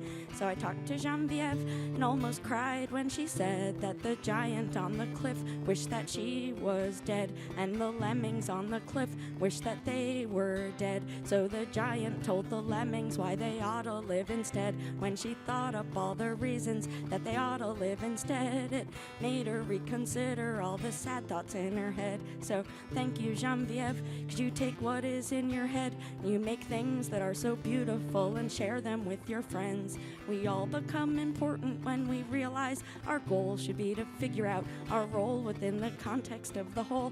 And yeah, rock and roll is fun, but if you ever hear someone say you are huge, look at the moon, look at the stars, look at the sun, look at the ocean and the desert and the mountains and the sky. Say, I am just a speck of dust inside a giant's eye. I am just a speck of dust inside a giant's eye. I am just a speck of dust inside a giant's eye, and I don't wanna make her cry, 'cause I like giants. Thanks. Thank you.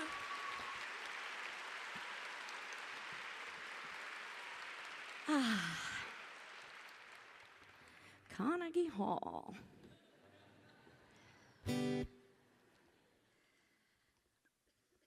Holy sheep.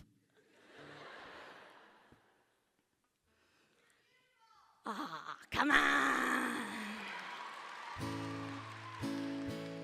My daughter's 6, and whenever she and I are like out somewhere, if somebody like comes up and they're like, oh, I like what you do, we have this code if I don't actually know the person, because I try to teach her the difference between the people who just like know us and the people who actually know, that we actually know, because she's 6 and I want her to know who strangers are.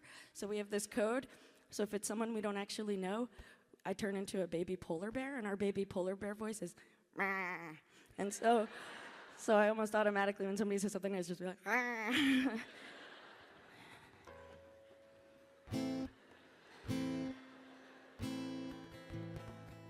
But I think that's just like an excuse, because usually I'm just so freaked out I don't know what to say, so I'm just like "Rah." I'm like, yeah, I just do that because it's like I want her to know it's a stranger, but really I'm scared. But I love you guys. You're the best people. I'm so honored to be here.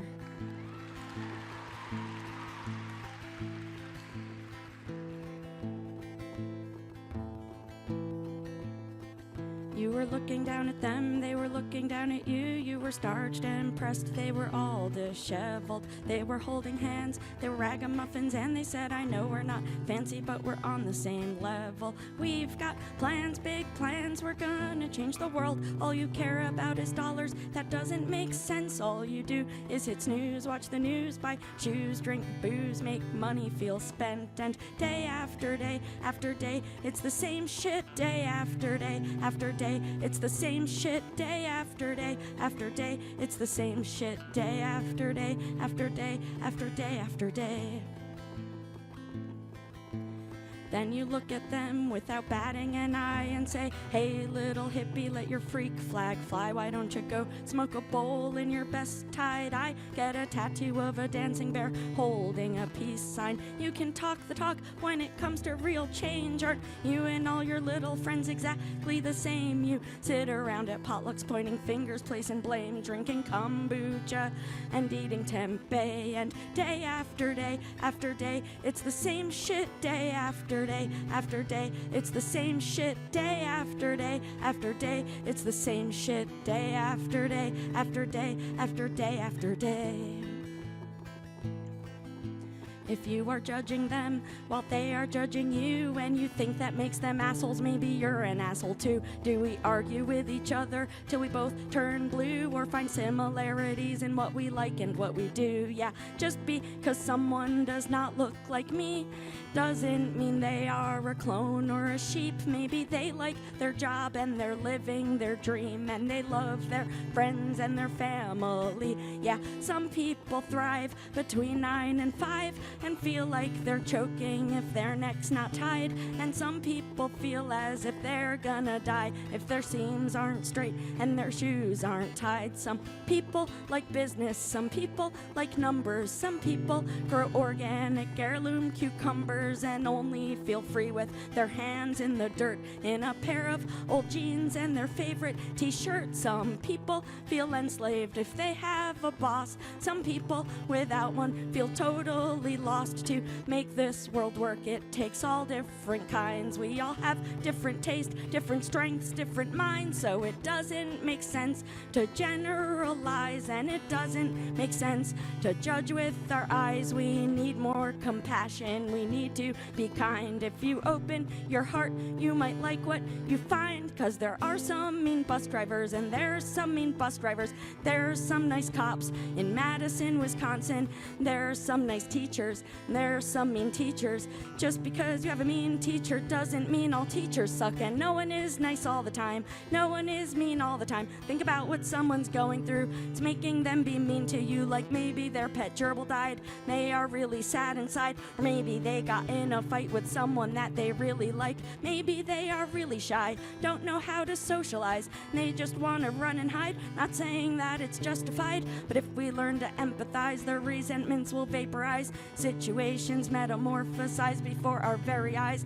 Then the need to stereotype will become outdated when we realize that everyone is really complicated. We are also complicated. We are also complicated. I am also complicated. I am also complicated.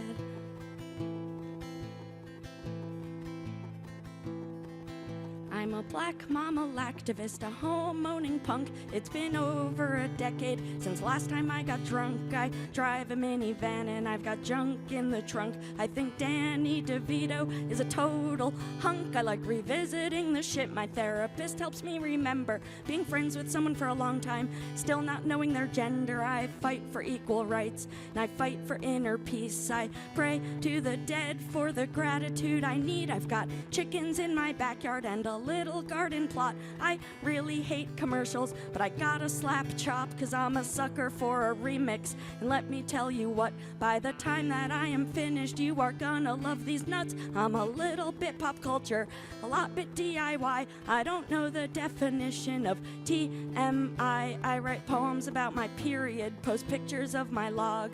If you don't like body functions, you shouldn't read my blog. My baby's daddy's a musician from the mountains in France. He wrote me a song, we did interpretive dance, then he knocked me up. Now we have the coolest kid, yeah, making her with him's the smartest thing I ever did. And I feel like I can fly when I'm on roller skates. I get a little high when I eat dry dates. I feel like I'm unloading when I'm loading up the car. I feel like I'm exploding when I'm holding my guitar. I don't understand what numbers have to do with success, or what sales have to do with happiness, unless they're the kind of sales that will carry me to see where my grandma and grandpa are waiting for me. I never thought I'd make it to 25. Well, now I'm 40 and I'm glad that I'm alive. If I ever need a tour bus, I'm still gonna drive, 'cause I like looking out the windshield as the world goes by.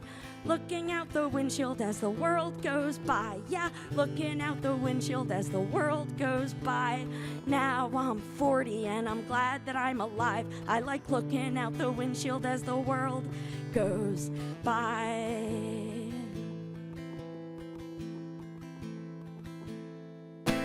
Thank you. I love you.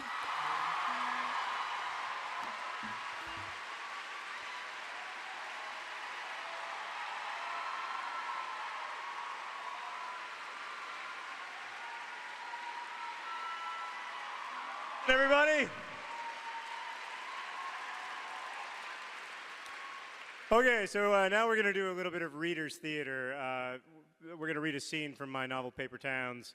Paper Towns is a book about imagining other people complexly. It's also about imagining our stories and myths more complexly. I'm not going to read it by myself, though. I'm going to play the role of Q. But then playing the role of Angela, we have the lovely Hannah Hart.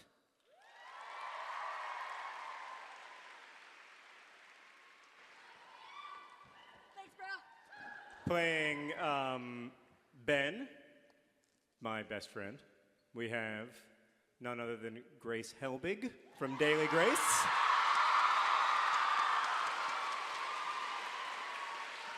Hey, I'm a real boy. And playing Radar, we have Neil Gaiman.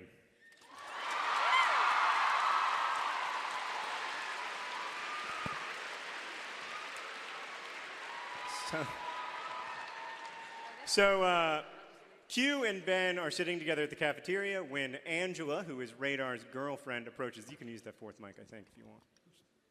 Yeah. All right. Yes, Angela walks up to Q and Ben at the cafeteria. Hi. Hi. I figure you guys probably know Radar better than anyone else. It's a shitty job, but someone's got to do it.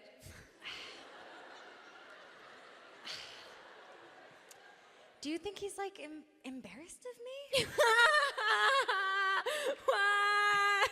What? No. Yeah, technically you should be embarrassed of him. But he's never like invited me to hang out with you guys. Oh, that's because he's embarrassed of us. You seem pretty normal.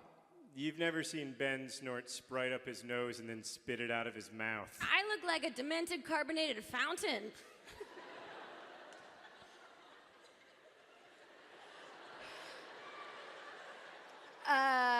But really, you wouldn't worry. I mean, we've been dating for 5 weeks, and he's never even taken me to his house.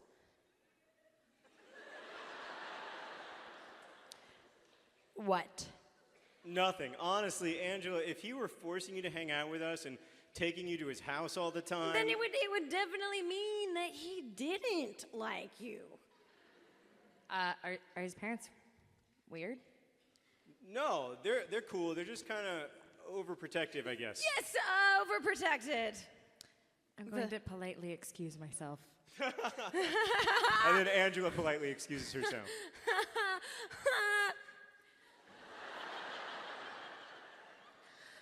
That girl is awesome. I know. I wonder if we can replace Radar with her. She's probably not good with computers, though. We need someone who's good with computers.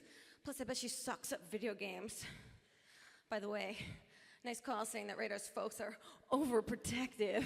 Well, it's not my place to tell her. I wonder how long till she gets to see the Team Radar residence and museum. I decided during government that I would actually, literally, suck donkey balls. If it meant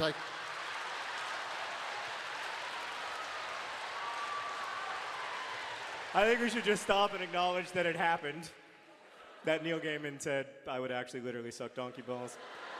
I'm not gonna lie to you, this entire thing was a setup. For that moment, and it happened. My brain is painting a picture, and my brain is a beautiful artist. I decided during government that I would actually, literally, suck donkey balls if it meant that I could skip that class for the rest of the semester. You can learn a lot about government from donkey balls. Hey, we just saw Angela. Yeah, she wants to know why she's never been over to your house. Oh, crap. Are you embarrassed about something? Shut up. You live in a lovely home. Yeah, seriously, bro.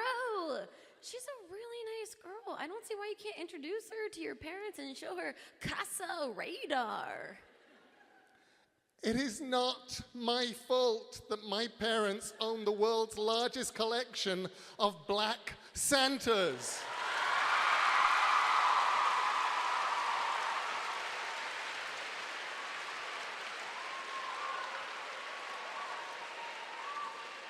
I'd heard Radar say the world's largest collection of black Santas perhaps 1,000 times in my life, and it never became any less funny to me.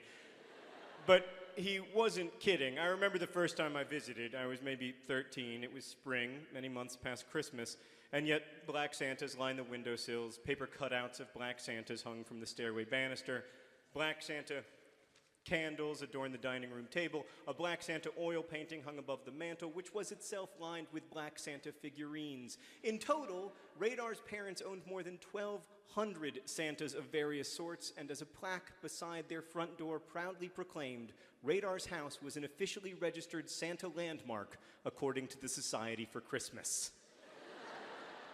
You just gotta tell her, man. You just gotta say, Angela, I really like you, but there's something you need to know.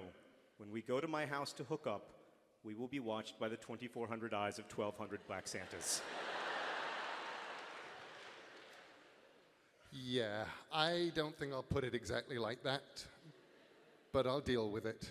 You know, when you see them all together, it really does make you question the way you imagine your myths. Yeah, I always find myself questioning the way I imagine my myths when I'm eating my Lucky Charms every morning with a goddamn black Santa spoon. Thank you. Thank you.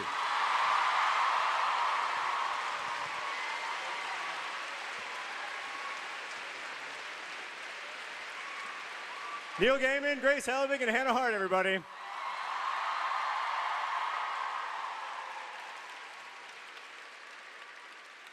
So I'm sad to say that we've nearly reached the end of our Carnegie Hall show. I hope that it has been an evening of awesome. Hank Green's going to come out and play one more song for us.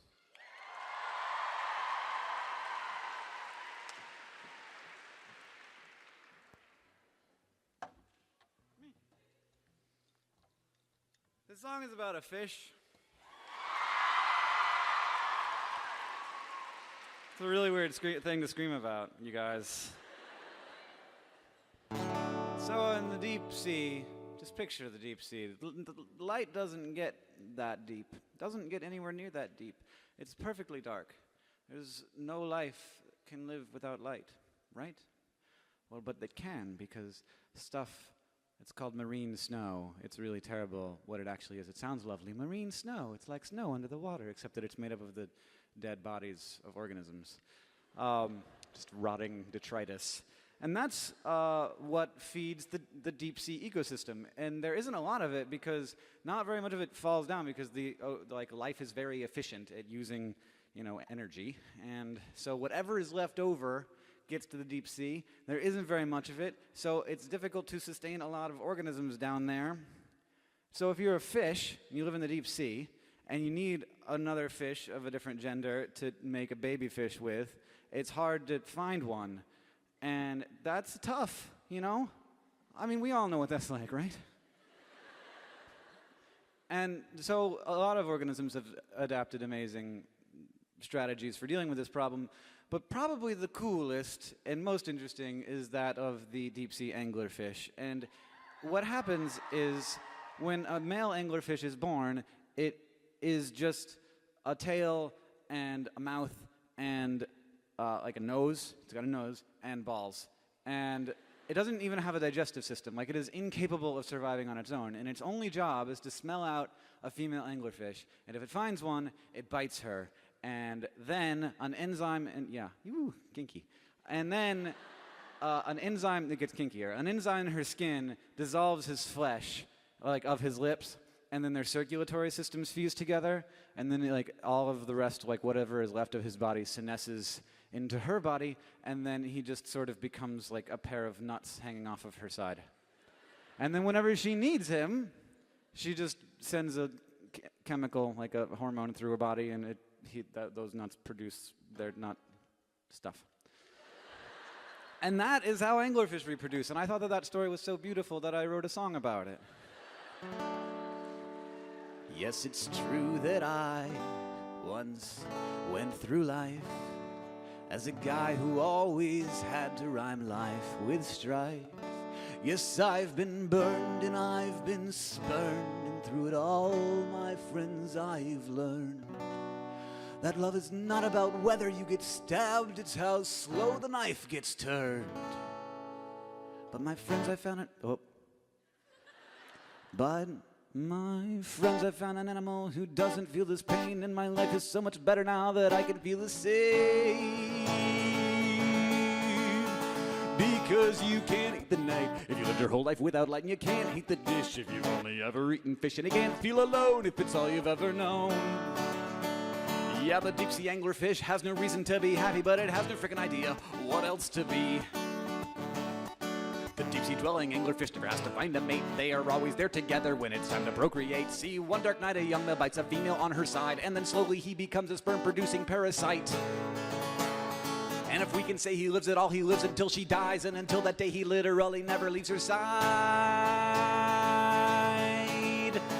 Oh, you can't eat the night if you live your whole life without light, and you can't heat the dish if you've only ever eaten fish, and you can't feel alone if it's all you've ever known. Yeah, the deep sea anglerfish has no reason to be happy, but it has no freaking idea what else to be. I'm inviting my friend John back out on the stage with me. We just want to say thank you so much for being part of an evening of awesome with us and for making it awesome. I hope it was awesome for you. We want to thank Carnegie Hall and everybody.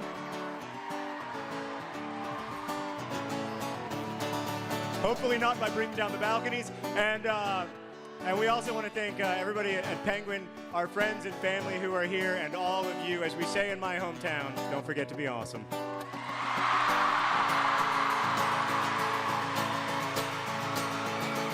For years this rule has kept me out of hopeless despair. You simply do not feel what is always there. I asked my brain to entertain that pain is the same, that if I feel it all the time, can you really call it pain?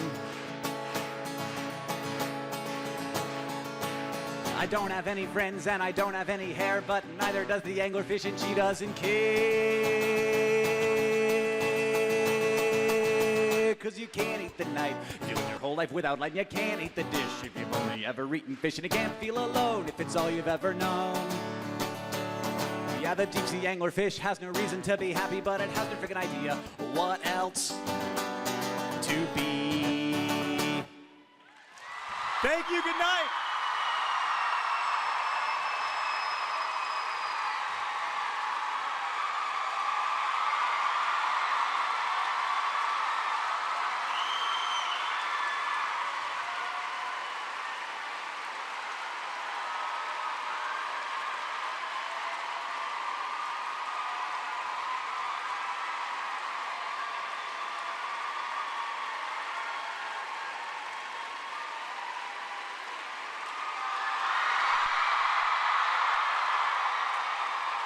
You guys want some more?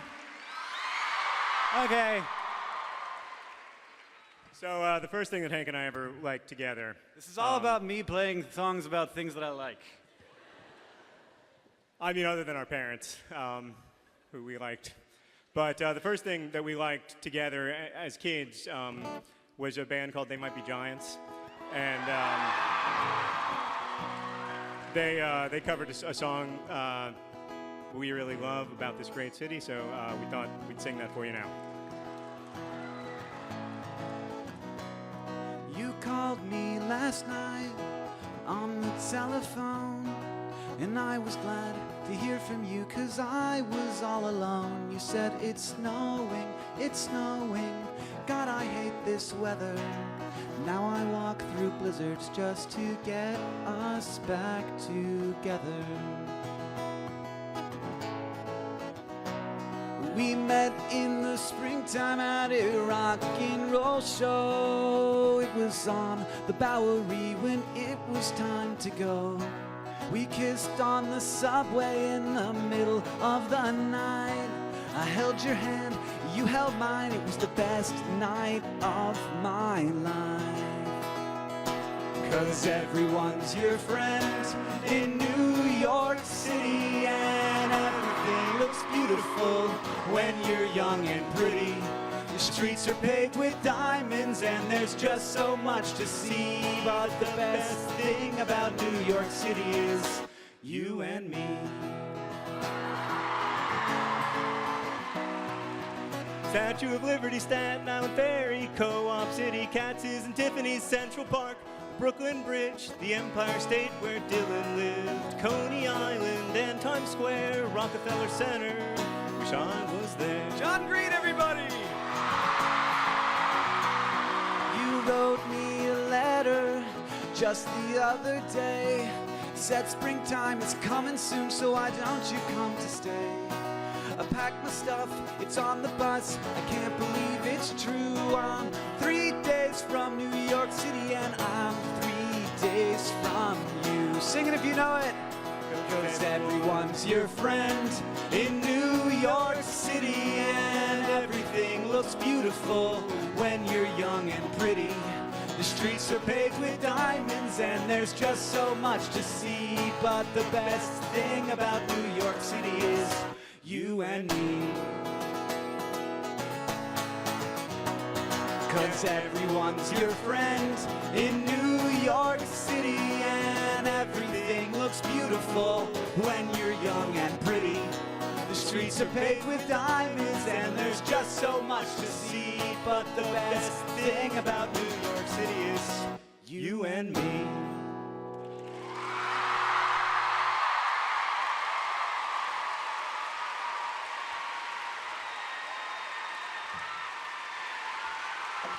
Thanks very much.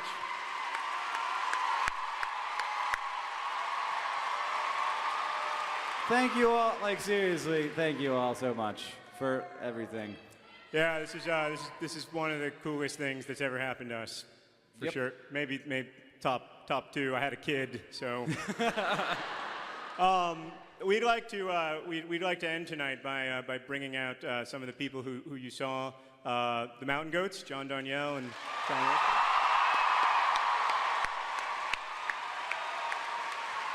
Kimya Dawson. Grace Helbig and Hannah Hart.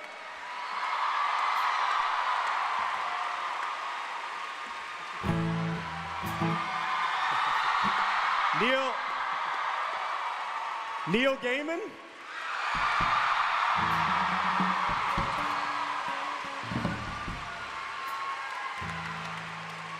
Is that everybody? Oh! I know. Ashley. Daniel. From the Lizzie Bennett Diaries. Look how nice they look.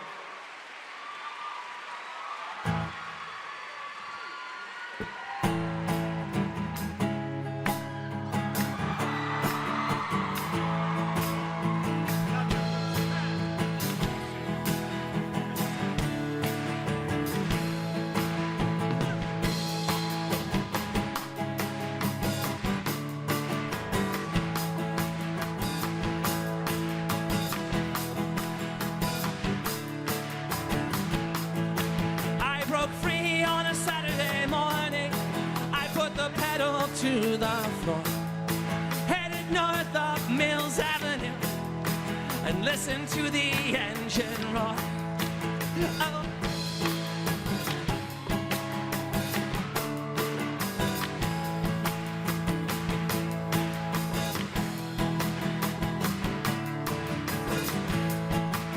My broken house behind me, all good things ahead. A girl named Kathy wants a little of my time. 6 cylinders underneath the hood, crashing and kicking. Yeah, listen to the engine whine. I am gonna make it through this year if it kills me. this year if it kills me.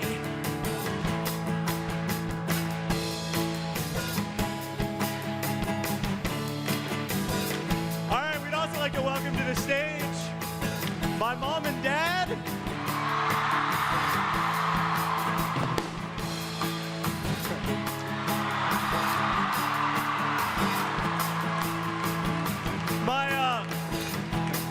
My publisher, Julie Strauss-Gable. My agent, Jody Reamer. The amazing Elise Marshall, who made this whole evening possible. My dear aforementioned friend from high school, Sean Titone. And other people who I have forgotten who will walk out now. And I will say hi. Is that it? Okay, that's it. I did it. Oh, no, I didn't. Hank's wife, Catherine. My own wife, who I managed to forget. And Valerie, 2776, who invented the Pizza John shirt. Thanks to all of you. Thank you to the Mountain Goats. Thank you to all of you. You guys are made of awesome.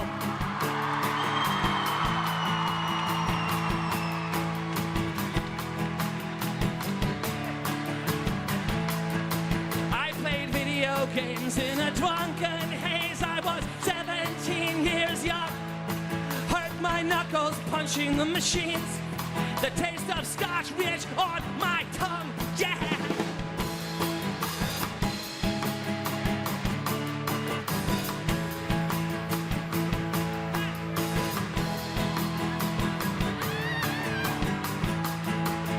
And then Kathy showed up and we hung out, trading swigs from the bottle, all bitter and clean, locking eyes, holding hands, twin high maintenance machines. I am gonna make it through this year if it kills me. I am gonna make it through this year if it kills me. I drove home in the California dust. I could hear the alcohol inside of me hum. Picture the look on my stepfather's face. Ready, ready, ready for the bad things to come. I downshifted as I turned into the driveway. The motor's screaming out. It was stuck in second gear. The scene ends badly, as you might imagine. In a cavalcade of anger and fear, you say there will be feasting and dancing in Jerusalem next year.